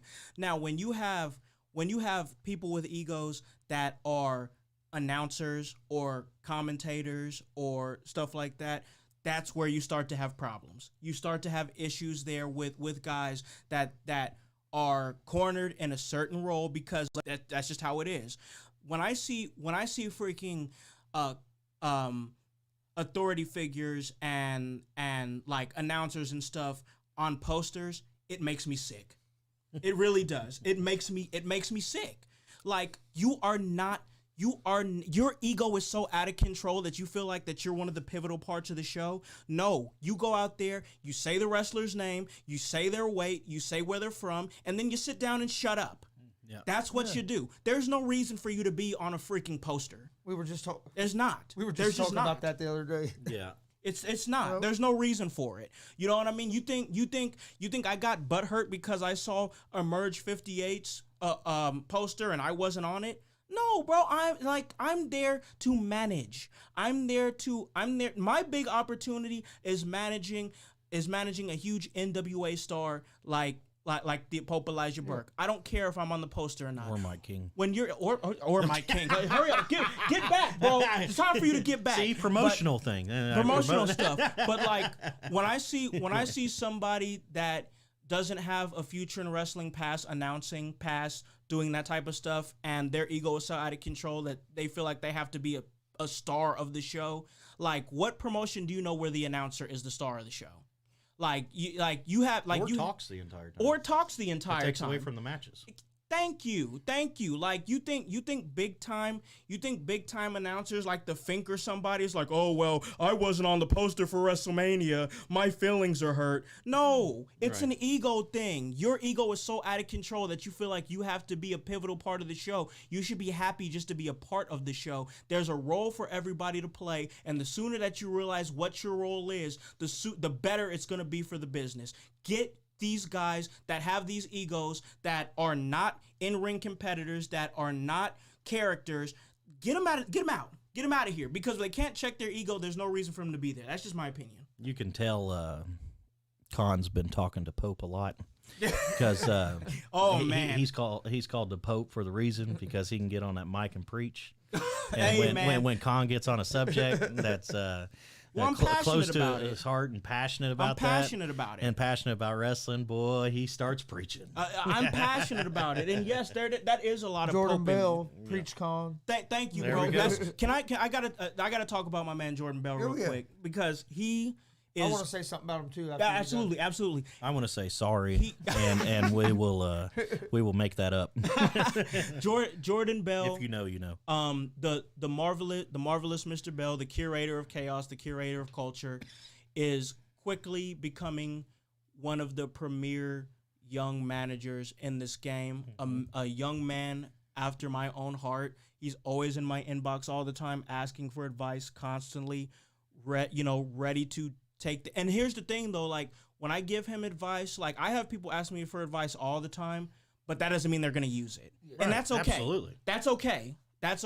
I'm still gonna say it. But Jordan, he asks so many questions and takes to heart the things that I say, and he's got a great look and he's a great mouthpiece, and I like he's got a lot of good stuff going on for him, and I am so happy to be a part of his journey. If you don't know who the Marvelous Mr. Bell is, go follow him. He's on Facebook, he's on Twitter, he's on Instagram, and he's starting out the way that we're starting out, podcasting and everything, and just putting his name out there and being charismatic and being a storyteller. And I'm happy to be working with him. He's a great young talent that is continuing to corner that market of professional wrestling that I am, because like I said before, like I feel like that the indies are lacking storytellers. Yes. Well, Jordan Bell's a great storyteller, and I think that he's got a lot of great upside. Yeah, I want to give him a shout out because he's shared a lot of our content and stuff. He's a good dude, and he's messaged me and. Hence, Yeah, he's a paying good your dude. dues in this era. boom. He's never been on this show. He's never been a part of DCCW yet. Yep. I don't think he's been down to WCWO yet. I don't think And so. that's kind of what we've talked about. But he shares and he promotes Yep. all these different places. Part of paying And- dues. And I've noticed what Jordan has done, right? Yep. So why wouldn't I want him on one of my shows? Exactly. Right. Exactly. Because he was at the last show because he came up and talked to us for a while. Yep. Yeah, He's he a was good, there. Good dude. That was another one of my sorries. Yeah. that was how I met him. And him and I forget the guy that was with him. They stood over there probably 35, 40 minutes talking to us. Oh yeah. Chris Owens. Yeah. Chris Owens. Yeah, Chris Owens. I know Chris. I joke around. I always talk about how he's on his cowboy shit because he reminds me of Hangman Adam Page. Just a look, he's got that Hangman Adam Page look. But no, he's doing some great stuff too. He's awesome and really going out there in different promotions, putting in a lot of good work. If you don't know who Chris Owens is, definitely give him a shot because that guy is a great athlete. I think here's one of the biggest questions. Here's one of the biggest questions. Yeah. And it was asked to you and Kayla. Oh, Kayla got a question. The star of the show coming in now. Are we going to get any more Khan and Kayla 90s R&B TikToks? Yes. That's Eric. That's a hard yes. That is a hard yes because I love doing those. Those are so fun. That's a big yes. Absolutely. Absolutely. That was me all day. Yes. Yes. And then Chris, your dad got on there and always love reading his questions. So in tune with the wrestling business. The and OG. whatnot. I call him the OG. When we were talking about storytelling, he said that's why Roman Reigns and Paul Heyman is so good. I love Paul Heyman. Storytelling. I mean, and that's true. And I love him. We talked about this a little bit about, it kind of goes into another segue that we were talking about was, the storytelling with WWE right now. What stories are there right now in WWE? Don't worry, I'll wait. Let's see. There's the Samoans. The Samoans. Oh, did I mention the Samoans? Nope. And the Samoans. That's all. Oh, and you know what? There's the Samoans. Yeah. So right now, and don't get me wrong, I mean it's a selling and marketable tactic that they're trying, but they are promoting Roman Reigns and Paul Heyman and everything so hard right now. Yeah. Because they still currently and will probably for a long time have big stories for Roman. Yeah. Right? Yeah. He's their top guy right now. Right? So they're telling the story with Roman pushing his story and the Samoan story right now with the Usos and stuff like that, and things are happening, and the family keeps growing and all that stuff with them. So that's their story that they're telling. But I think that's also a downfall too, because to me WWE is fixated on that story and so hard on that story that they could be doing 4 or 5 different stories like they used to do back in the day. Yeah. Like especially with the Attitude Era. Oh, yeah. Rock had a story, Stone Cold had a story, Bret Hart had a story, Shawn Michaels had a D'Lo story. Brown had stories. Brown had a story. There was a story surrounded dang near every match on those cards. APA would have stories. They would have stories. And everybody, you know what? Now, as time goes on, you hear more and more people like shitting on the Attitude Era because they said that the quality of wrestling was bad, and that may or may not be true. Like that, I think that's subjective. But like, you can't deny the fact that there was a story for everybody in the Attitude Era. There just was. Yeah. There just was. No matter what you think about the quality of in-ring wrestling that you saw in the Attitude Era, you can't deny the fact that everybody had a story. Yeah. Do you still want to sell that Ric Flair? Actually, you know what? He did say. Hey. He did say the other day he would cash app. Hey, hell with Roger. I got cash on me right now, and I'll buy it from you. Just to spite Roger. There was a question up here to touch on. Oh, okay. Okay. You say he takes 40 or from 60? Andy Sturm. I'm not sure you know Andy. Oh, That is- Andy. oh, Yep. yes. Yep. Andy Sturm, yeah. I haven't met him yet, but what talent do you think can be picked up by an organization like NWA, Impact, or AEW in the future, like commentators, announcers, managers, etc.? Okay, so does he mean like, because the way I read that question is people who are not wrestlers. That's the way I read. That's the way I read it too. Yeah. Or just, the different roles inside the wrestling business. Yeah. No matter what, whether it's wrestlers, Yeah. commentators, announcers, managers. Okay. Man, I got a lot of names circling around in my head.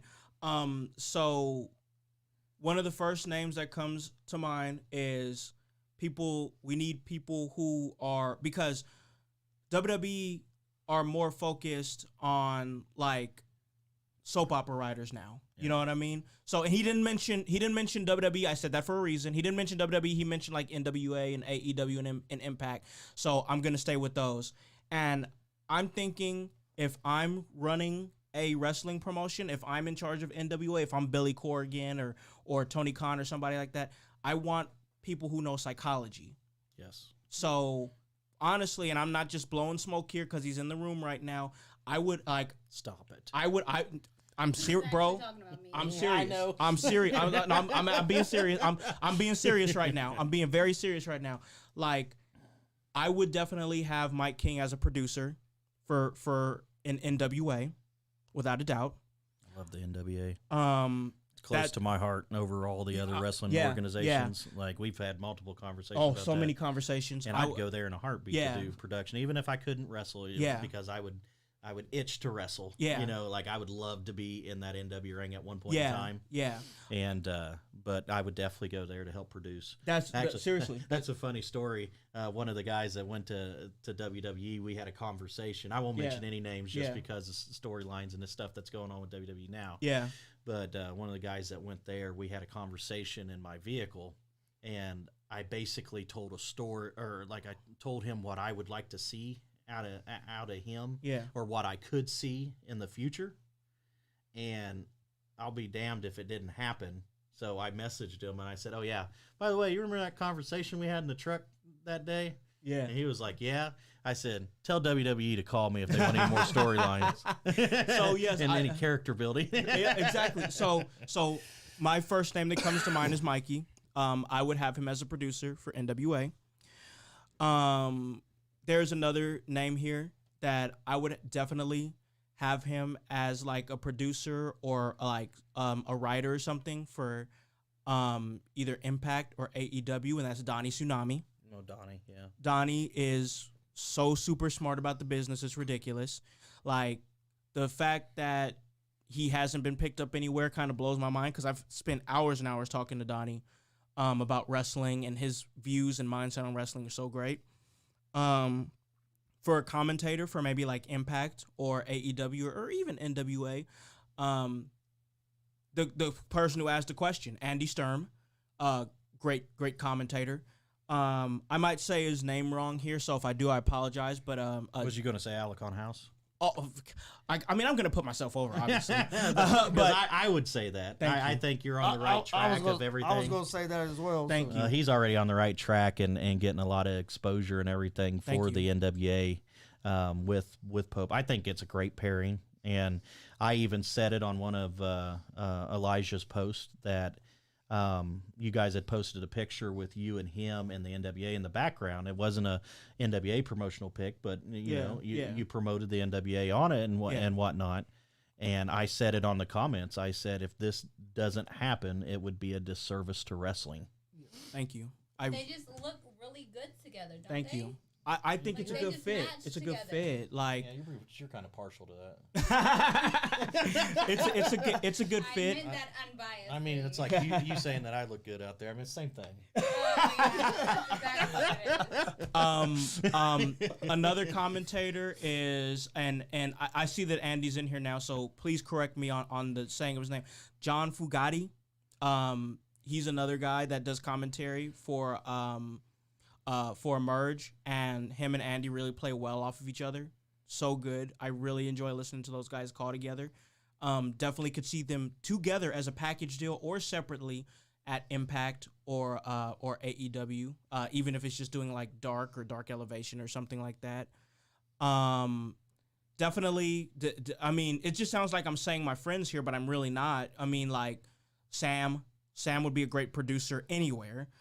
I think you should bring Black Knight back. Or Dark Knight. Dark Knight. I think Sam I think Sam is very smart about the business. Obviously, he's still an active competitor. But the question but he's still an active competitor. But if I feel like, and I've had conversations with Sam, that if he can get contracted with a company just as a producer or something like that, he'd be happy. And I could see that. Yeah. Because he's got a brain. And I really feel like that in the indies, you're seeing it now more than ever. Like, I think that the narrative is kind of changing, Chris, a little bit in the indies. And it's great to see that more mind guys are starting to be appreciated in the business. Yeah. Like, it's beautiful to see, honestly, because, like, as far as like wrestling goes, we all have this understanding. Us mind guys in wrestling have the understanding that they are that they're the stars. They're the ones that are going to go out there and tell the stories physically. Yep. And that is important. That is the utmost important thing. But come on, like, you're going to sit up here and tell me, I'm going to say a couple names here that are a little controversial, but you're going to sit up here and tell me that guys like Jim Cornette didn't help the business. Guys like Bobby Heenan didn't help the business. They were pivotal people. pivotal. Mind guys, brain guys are important in professional wrestling. They're the ones who can see the landscape of professional wrestling differently than that of an in-ring competitor. You need these guys. Wrestling would not be where it is today without those guys. No, even in this area. Yeah. Paul Heyman. Paul Heyman, a mind guy. Yeah. Yep. You need mind guys. John Gates, that's right. Andy Sturm, thank you. But you need those mind guys that are going to see the business differently than that of an in-ring competitor, because they are the ones who are pitching different stories. Because like you can tell a wrestler what their gimmick is like they might not have the right gimmick for themselves. Yeah. And it might take somebody who sees things differently or views them differently to say, hey, you're thinking this will work, but with all due respect, I think if you try this, it'll be better for you. And it's given WWE a good character. Exactly. You need guys. You guys need to call me. Call him. Call him. Like, honestly, if there was any destination I had for you, it's NWA Easy Money. Yes, I'd go Well, there in a NWA heartbeat. Easy Money. And even with commentating, if you have bad commentators on there, that can run a match. Yes. Yep. Absolutely. You have to listen. I am so, especially with the couple of years that I did commentary, and then hearing guys like Gates and Sturm commentate, and then you realize, I mean, and even like guys like Michael Cole, you know what I mean, Corey Graves, you know, Excalibur, you know, Taz, love Taz so much. You need somebody that is going to be the voice of the action. JR. JR. What do you think of, Tony Schiavone McAfee? as a what's that? Who is it? McAfee. Oh that my dude's gosh. golden. The excitement. The excitement that he awesome. brings. He's awesome. Oh my gosh. The excitement that he brings to the table just jumps off the screen. The way that he's topical with current trends and everything on top of his ability to storytell is just great. You need guys like that. I don't care. Like they're like these young wrestlers, they might disagree, but like I say to these young wrestlers that don't agree that mind guys are needed, like you're doing like all your flips and stuff like that, but it's not gonna sound as good if you don't have somebody calling it. You know what I mean? Like I actually just watched something the other day, and I think it was from 2011, and it was the time where R-Truth and The Miz got fired from WWE, from WWE. You talking about when they got in the cage? When they got in the cage, and then they just started beating the holy hell out of everybody, and they ended up getting arrested. Yep. JR was magnificent on the call. Yeah. Magnificent. Get those sons of bitches out of here. Get them. This is criminal. And I'm like I'm sitting over here like, get them out. Get them out. These guys are criminals. JR made you believe. Oh yeah. If you wasn't involved in that match and believing already, him as an announcer or him as a commentator made you believe. Yeah. Jerry Lawler. I was just watching stuff. I was telling Con that half the stuff he used to say, he got canceled. Yeah. Oh my gosh. Yeah. You can't say puppies nowadays. No. We can't say that stuff. No. But I was watching The Rock's Funniest Moments. And Jerry Lawler's reactions to some of The Rock's funniest moments were great. Yeah. And just having some of them silly moments too, just because you're a hard ass as a character doesn't mean you can't have good moments because the crowd pops. Remember I know Conway, I'm pretty sure you'll know because how far you and your dad goes back about this. But do you guys remember the promo that The Rock, Hogan, and Kane did? One of the most iconic promos ever, where Kane starts going nuts and acting like The Rock and Hogan. It doesn't matter. Yeah, I would have never imagined Kane doing that. Do? I just watched that the other day on one of the Stone Cold Broken Skull sessions, and Kane was on there. They showed that bit. Yeah. But it was a great, funny gimmick moment. Yep. Because you saw Kane in a different light. Yes, Exactly. And it was never before seen, never paired up. You know, those three guys too. So it has to be different. Yeah. They all just can't be badasses all the time. My dad said he went with the wrestler, but he said he thinks the highlight reel would be a good fit in the NWA. Yeah. And then he said, "Who's the next big star?" Ooh, the OG with a good question. Wow. There's top of my head, MJF. I think MJF because I think that he is. Wait, Tony, are you talking about guys that are there already or guys in the indies? Oh, that's a good question. Yeah. Specify on that. But while he's doing that, I'm gonna say MJF. Yes. Because I think that MJF is. I mean, like, if you really think about it, if you've been watching wrestling for a long time, like even back in the NWA days, you know that the type of heel that MJF is really isn't reinventing the wheel. No, he's pushing the boundaries too. Exactly, he's pushing the boundaries, but He used to push the boundaries. But he's a very, exactly, that's what you got to do, right? Yeah. But he's a very like cocky, like asshole-ish type heel. I love the gimmick. Yeah, that like if you don't have the same status that MJF has, then he don't give a damn about you. Did you see his last tweet? You know what I mean? I didn't see his last tweet. I didn't. Oh God. It was about Bray Wyatt.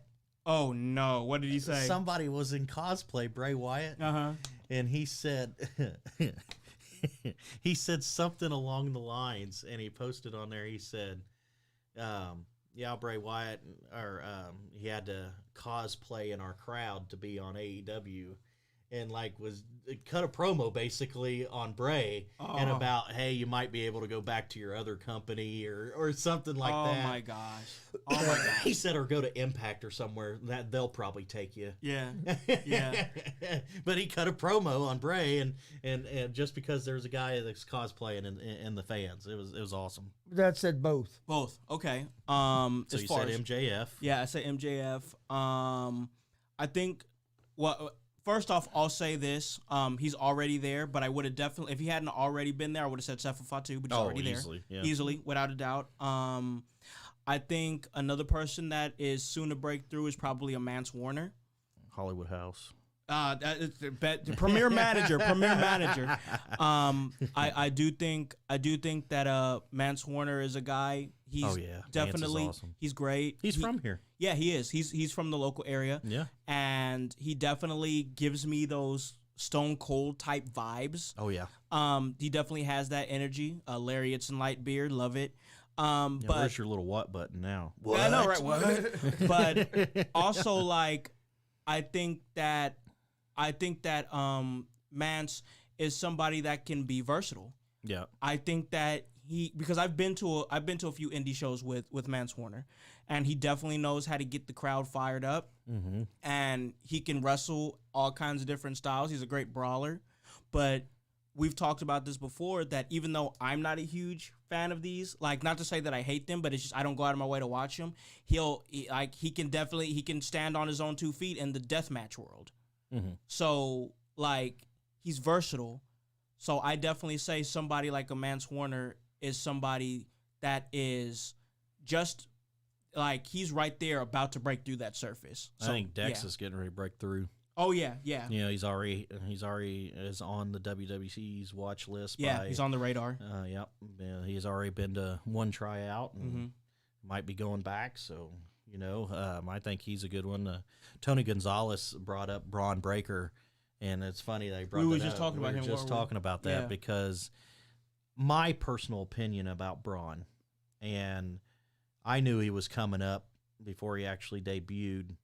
And before they announced him on NXT, or not NXT, but the training center when they do those photos. Yeah. I knew he was coming up. I followed DDP a lot and stuff, and he was doing some DDP yoga and all that stuff, and I was getting some little insights on where he was going. And my personal opinion is WWE is missing a grand opportunity because of changing his name. I agree. He should have been a Steiner. I guess his name was originally going to be Rex Steiner. Well, it should have been something Steiner. They could have kept Braun. Yeah, it didn't. And then at the last minute or something, they switched it to this. And that right there. I'm not sure. My dad knew some. He saw it from somewhere, but I guess it was going to be Rex Steiner. But it should have been a Steiner. Yeah. He looks just like Steiner. Yes, and I don't know if you guys caught or not. I was telling Con about this. But in a picture of and I was watching some of the video back for Halloween Havoc. Did you guys catch what boots he was wearing? No, I didn't. If you go back and you look at the boots, there's a picture online of him laying on the mat, and it doesn't zoom in or anything. I just could tell what boots it is, and I don't know for a fact, so don't say, well, Mike King said he was wearing these boots and it wasn't. I don't know if they were his dad's boots, but they were white boots, and on the side it said "Bite Me," and it had a dog face on it. So The dog face gremlin. he either A, he wore his dad's boots for that night, or B, he had boots made to look identical to his dad's boots. I thought that was awesome.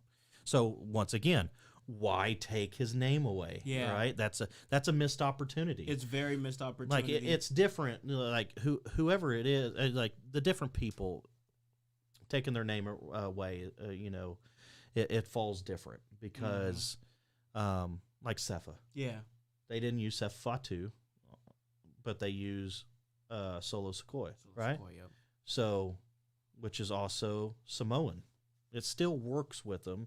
Everybody knows. I don't know if you guys caught or not, but at the end of the video, or end of his segment on NXT, people had already started chanting Uso.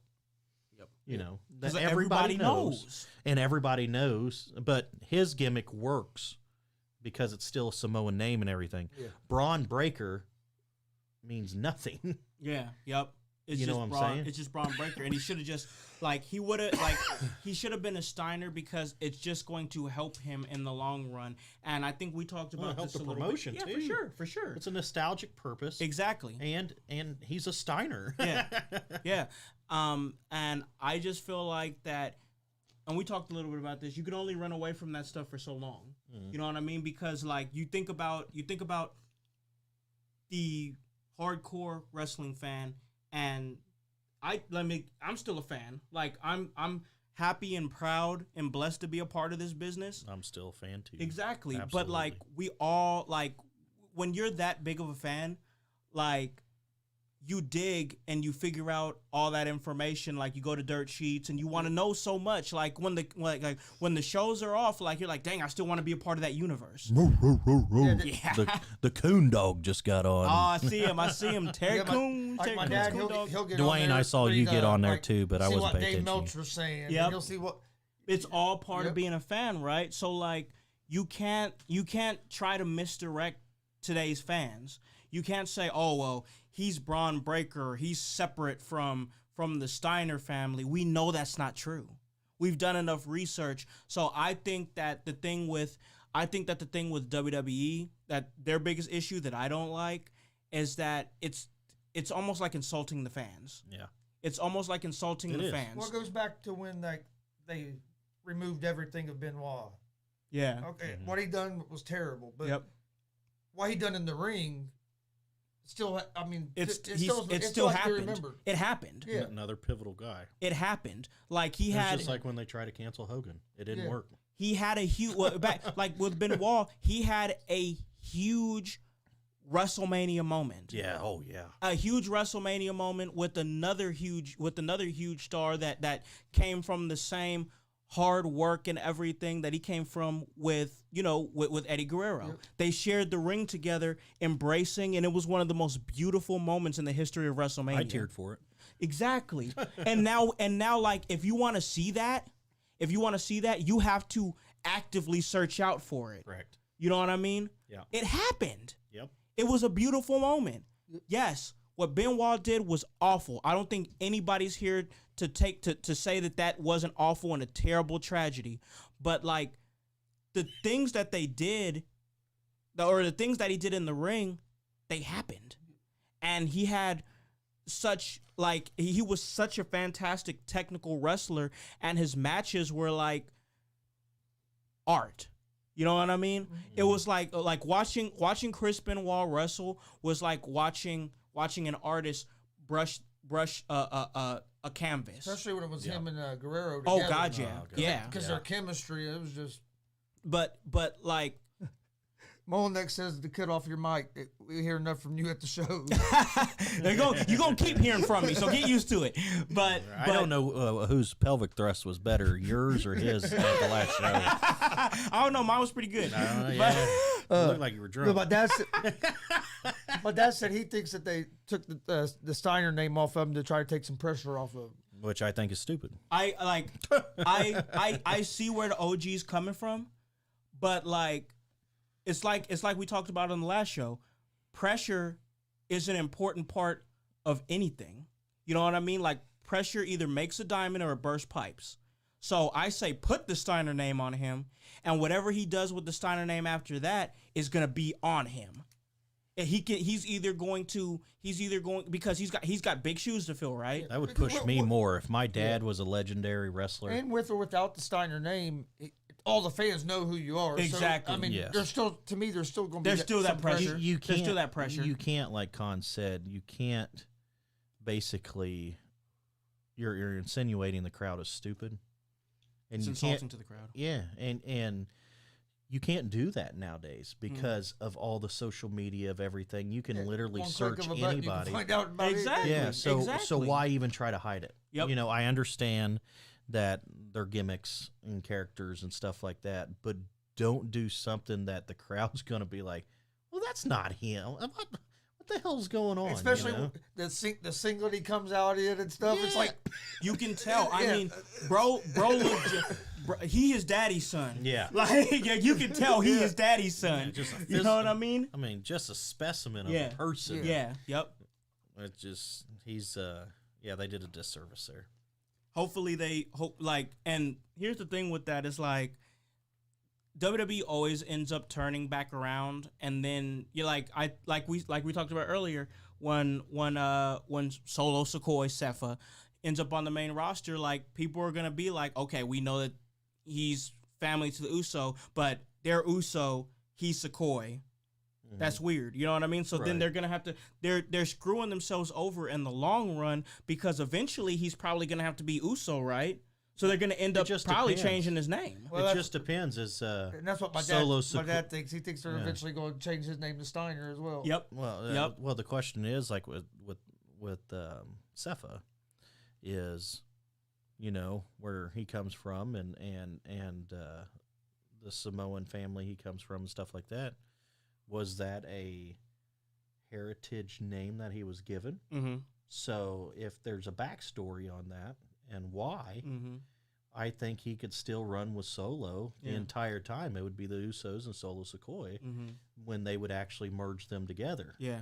You know what I'm saying? Yeah. So same thing with say they brought back Quiche or something like that, and put them all together as a family because they all are family. They're all family. You Yeah. know, the Fatus and the I want to pronounce this why Anawais. That sounds about right. Yeah, I think it was are right. all family members. Yeah. You know, so they put them all together as a family. I still think he could still run with Solo. Mm-hmm.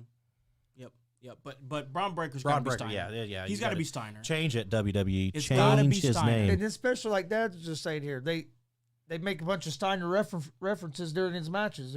If you're going to do that, you should Just name him Steiner. It's Change just, his name, damn it. That's the thing. Like, But dude, I don't get it. his debut against or not debut, but when he wrestled Ciampa the other night, Yeah. that was a hell of a match. Yep.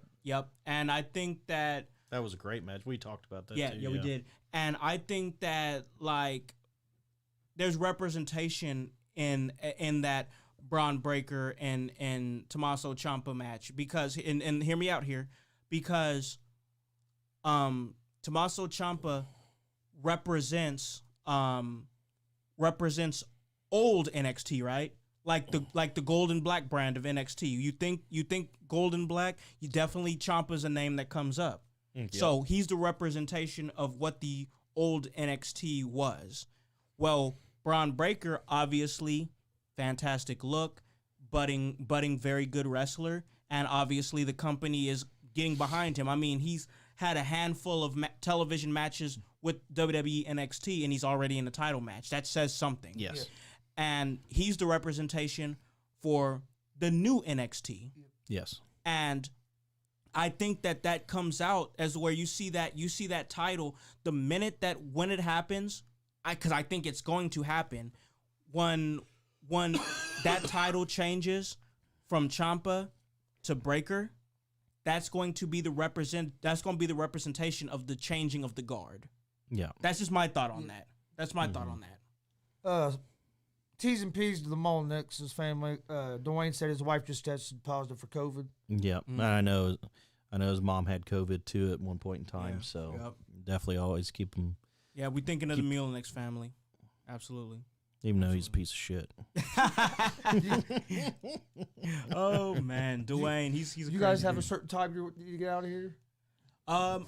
I know I got to wrap up here soon. Okay. Yeah, I just know I wondering. gotta I didn't wrap- want to keep you guys longer. Yep. No, you're good. You're good. Superstar over here. No. He has plenty of stuff to do. I got a million things to do, but no, seriously, like I do have to work on the 100th episode of Pope's Point of View. Definitely, all of you awesome GWR fans. I just want to plug that again if I can. Yeah. Oh. Yeah. Saturday morning, so tomorrow morning, October 30th, 9:05 a.m. Eastern Standard Time. The Pope's Point of View 100th episode. I have been so blessed and honored to work with somebody the caliber, not just in-ring competitor and great mic guy of the Pope Elijah Burke, but just a great dude, period. Yes. Like, seriously, like, I'm being 100% serious. He's just one of the good dudes in a cutthroat business. And I just want to gush about him real quick because the dude is just legit. Like, Promoters need to book him. Yeah, I'm dead serious. Like, Yeah. he don't need my help getting booked. Yeah, Obviously, he's yeah. Elijah Burke, but anybody that's not booking Pope is doing a disservice to their promotion. yeah. He's an awesome talent to have on your card, but he's So also knowledgeable. a extraordinary talent to have in your locker room. Because he will preach in the locker room as well, because he is somebody that's so passionate about the He loves business. this business. And you just need to, and he's very reasonable. Yes. Like, he's not somebody, this is to the promoters. Yeah. Elijah Burke is not somebody that is just there to try to take money. Nope. Right? He's very reasonable. So book him. Definitely book him. And like, he's taught me so much. Like, there's no way, I mean this from the bottom of my heart, there's no way that you see the director that you see today without the Pope Elijah Burke. He has taught me so much, given me game that people are paying seminars to get. And they should.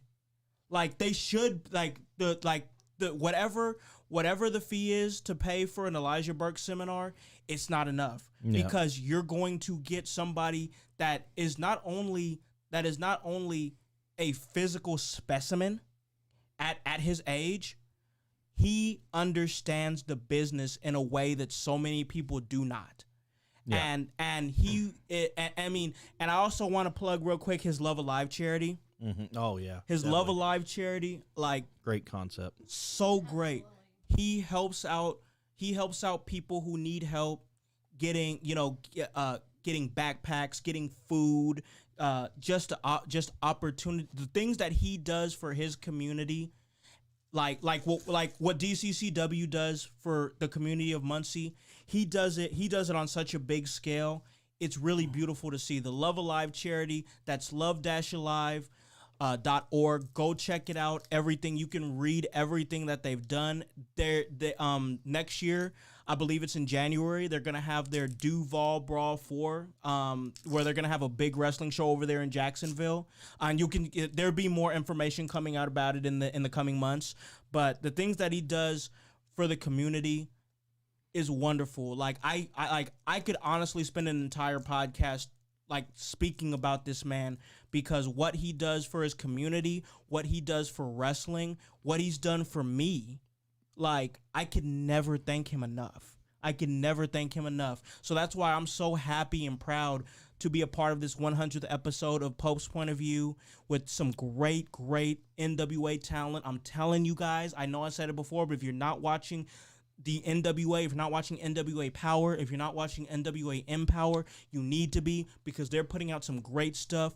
Billy Corrigan, Mickey James is the executive producer as Empower. They're really doing great, and I really feel like that in the next couple of years, if they keep up where they're in the pace that they're going with a good mix of veteran talent and young talent, I would love to see NWA on national television once again. Yes. Because NWA is great for wrestling when they're good. Yes. It just is. So I just had to speak glowingly once again of my big brother Pope, because the director that you see today, there's just no way you would see him without that man. Make sure you go next Saturday and check the Pope out and Hollywood House there at what's it called, Trafalgar, Indiana, Emerge 58, reap what you sow. Right outside of Columbus. Right outside of Columbus, one of the best cards that you're going to see in this state all year.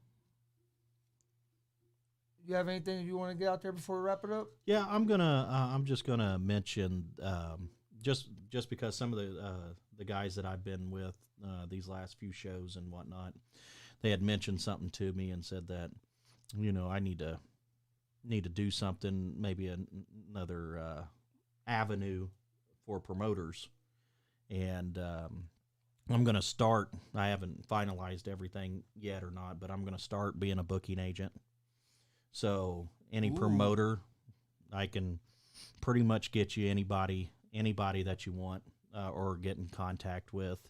But to book talents for the different promoters, you guys, if you know me, you know me. You know I'm a fair guy. Yeah. I'm not gonna be tacking 20, 30, 40% on guys, or if somebody comes in for $1,500 charging $3,500 to get them in, that's not gonna happen with me.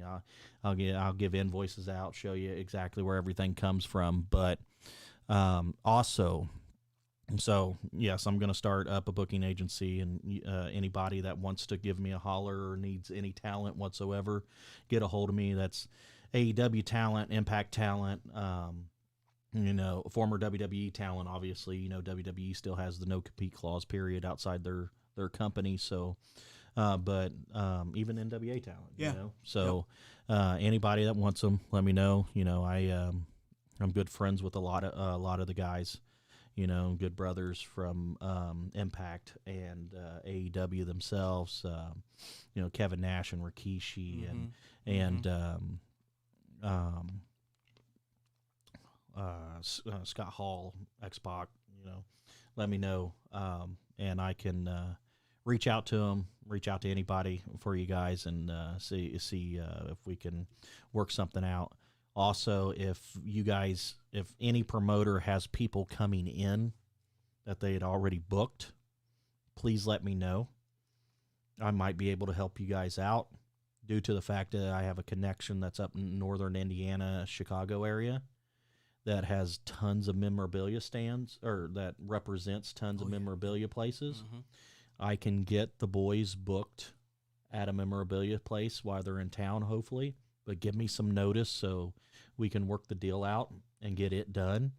And who knows, if you say, hey, I got a guy that can hook you up with a signing, a lot of these guys that come in, they might work a deal out with you, promoter. So I'm trying to look out for everybody. Yeah. I'm such a bad guy. I look out for everybody.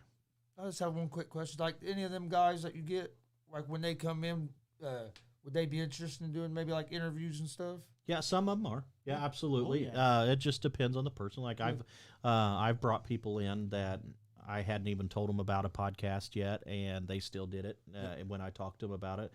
He's gotten me a lot of great talent. Yeah, and that's just the truth. And sometimes that when guys come in, everything's so busy and hectic that they can't. It's kind of hard, or sometimes their gimmick doesn't allow them to do it, or only allows them to do certain things. But yeah, we can arrange that too. Obviously, sometimes they just do it, and then sometimes there's extra fees and stuff like that just for any podcasters that want to do it as well. Sure. Con's right. Anybody that I had brought in or talked to or whatnot, I've always mentioned. Always have. And said, you don't even have to do it tonight. You could call in and do the podcast. And he's had people me, call he's in. fed me a lot of great talent. It's just the truth. So that's my little spiel that I got. I'm going to start a booking agency, and it's then gonna be awesome. And you guys can should be looking out for that. It's going to be great. You guys can contact me now, and I'll still do what I'm doing.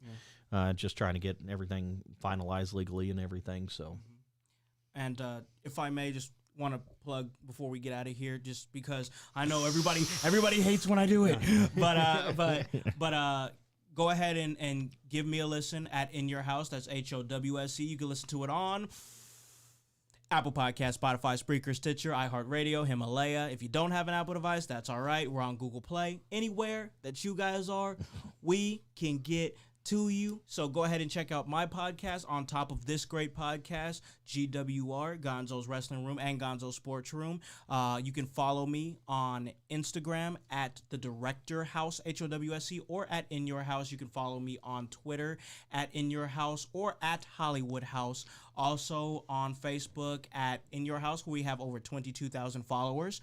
And at Hollywood House, where I'm about to break 900 followers. So we're getting there right now. And once again, I want to say that I'm going to be at Emerge 58 in Trafalgar, Indiana. That is Reap What You Sow. Some of the best talent that you're going to see in the local area will be there. I'm going to have the hugest management situation that I've ever had, where I manage my boy Elijah Burke as we try to get in there, and I'm going to try to manage him to victory against the Emerge World Heavyweight Champion, Justin Kyle, Big Bad Bruiser. And once again, I'm talking to you, the National Wrestling Alliance, and Billy Corrigan.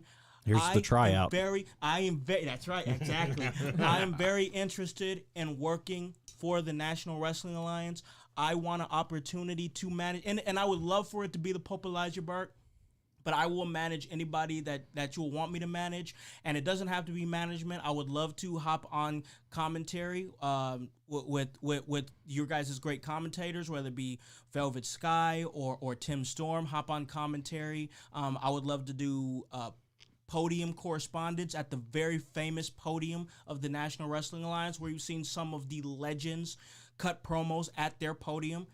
I just want to be a part of what you guys are doing and the legacy that you guys are continuing to build since 1948 of the National Wrestling Alliance. I am willing to be patient. I'm willing to wait my turn, but I want it to be heard and I want it to be known and put it out in the universe that I am very interested in being a part of the legendary and prestigious National Wrestling Alliance in any role that I would be blessed and lucky enough to be a part of with your organization. So that's really all I got there. I'll be a water boy. Anything, bro. Just to be a part. Do you guys of got it. water boys? I don't know if they got that. No, they might need some water when they come back from the matches. Hey, but talking about paying your dues, you guys need me to wipe down any of them stadium seats or anything like that? Anything. I'll pick up chairs. I don't care. I'll tear down the ring before the show and put it back out myself. I don't care. Whatever you guys want.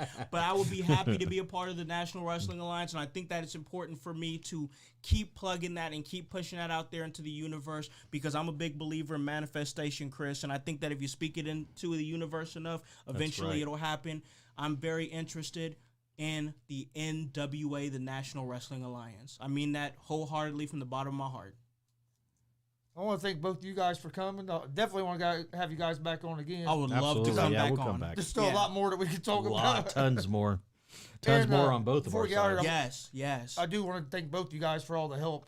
Both of you have helped us out a lot. With letting us do the shows, and then we can see your guys' passion. That's why. We help. It's real. It's real. I love if you don't have passion, and I hate to say it because I always use the phrase will versus skill. Mm-hmm. You got to find out if somebody has a will versus skill problem. Are they willingly not being involved in wrestling, and they want to be involved, but they don't want to do anything that it takes to be involved? Mm-hmm. Or is it a skill problem? Do they not know some of the stuff that they need to do to be involved? And that's teachable, right? Yeah, that's always teachable. If it's a skill problem, you keep those people around because you teach them. Yep. If it's a will problem, can't really do much. You get rid of them. Can't do much for them. Me and Con judges that all the time when we go out and everything, but we can tell that you and Eric and Tony and Steve, they all, you guys all have the passion for the business, so why not work with you? Exactly. And to capitalize on that, Mikey, it reminds me of myself when I was starting out within your house. And so that's why when I see guys like Jordan Bell, or I see our friends here at GWR, GSR, I'm going to do anything that I can to help.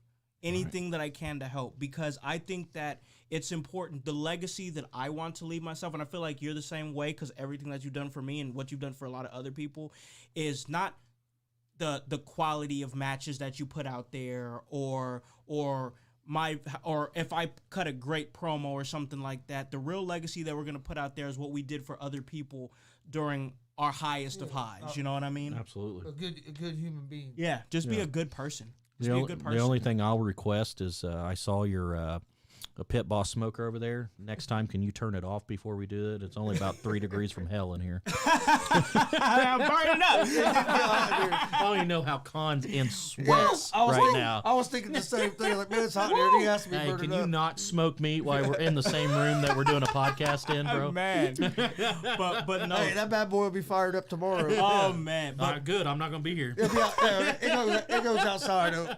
But no, man, thank you so much for not just having me on, but having me and Mikey on, Yeah. because I really enjoy coming and talking to you and Eric and them. But the conversations that me and Mikey have had off air mean a lot to me, and Mikey's done so much for me, just to the trajectory that I'm at right now, and God willing, it keeps going higher and higher. He's done so much for me. So to be able to help you guys out and you guys help us out simultaneously by helping us promote, and then I get to do it with my brother over here, Do it together. it means a lot to me. So I will come on whenever I can. I'll be on here every time I'm able to come on here, because you guys do a great job and I love what you guys do. I concur. I appreciate that. Mhm. I feel the same way, and Con's right. You know, ever since I touched base on it a little bit because I didn't want to get canceled. Ever since that first show that we were a part of, and Con was a fan, and I was saying what I was saying out there. You know, me and Con's always clicked, and Yeah. and you know, there's brothers in the business, but then there's brothers Yeah. in the business, Yep. and you know, and those are the people that you want to hang on to. And, Oh yeah. and keep around. Yeah. And you know, they say you know, it don't have to be blood to be family. Exactly. And that's Yeah. exactly how me and Con are. That's how I see it. That's how I Yeah. see it. He's my brother. Plus, we look alike. I know, you can see the resemblance, right? That's why Kayla likes who she likes. I know, right? Both right of us. there, right there. Speaking of Kayla, do you want to say anything? Sure, let her say something with you. No. Want to close out? Say something. Say For bye. what? You were a part of this interview, so you need to say what you need to say. Fine. Go follow a household photography. There you go. There it is. Household photography, my Anybody wife's need any business. Shoots, promo pics, Yep. videos. Promote yourself. Exactly. We just had a whole family conversation photos, about this. boudoir, anything I got you. Hit me up. The Very- fabulous one. Thank you. And adding to that real quick is that because of the House family's ties to the professional wrestling business, we actually charge less for professional wrestling photos than we do for normal photos, and that's on purpose because we want to make sure we're contributing to the business. So yes, household photography. Hold on 1 minute here. Are you saying that not only do you get a manager and a podcaster and stuff like that, but you guys are doing promo pics too? Yes. Promo sir. pics, guys. Another thing that we didn't have back in the day is promo pics made right away. So why wouldn't you guys jump on this? Please It's do. promo pics, guys. You need promo You pics need no matter them. where you go. Listen to him. Listen to him. You need professional promo I don't even pics. like Kayla. You need professional promo pics. But no, once again, Chris, thanks a lot for having us on, man. It's been a blast. It's been awesome. I've had a great time. Thank you. Don't forget, we're live Monday through Friday, 11 a.m. Eastern with Easy Money, a sports betting show. Then we're live at 1 p.m. Eastern, Monday, Wednesday, Friday with GSR Gonzo Sports Room, which here has been turning basically into GWR, which I like. You can find both those shows on Apple Podcast, Anchor Podcast, Spotify, Google Podcast, about anywhere you listen to podcasts, you can find us. Why Check out don't our- I have a shirt yet? Huh? Why don't I have a shirt Because yet? I don't have the bigger sizes yet. Oh, what are you trying to say? Huh? What are you trying to say? I'm not trying to say You're that. talking about my comeback, and then you're going to talk bigger sizes? Jared, honey. I just don't have the. I think it was meant to have the smoker in here for a reason. Hey, don't let me forget. I do got that shirt. I'll get Awesome. Oh, Awesome. God, Thank give you it so a much. Thank you so much. Can't get it around Con's Yes. head, but you don't have a Well, shirt not for only me. is yours going to say GWR, it's also going to say Mike King sucks. Well, if Kayla has anything to do with it, Yeah. that's for sure. I want to thank everybody for watching. We'll see you guys tomorrow at 2 o'clock for UFC Watch Along. Hope everybody has a great weekend. Be safe. Peace.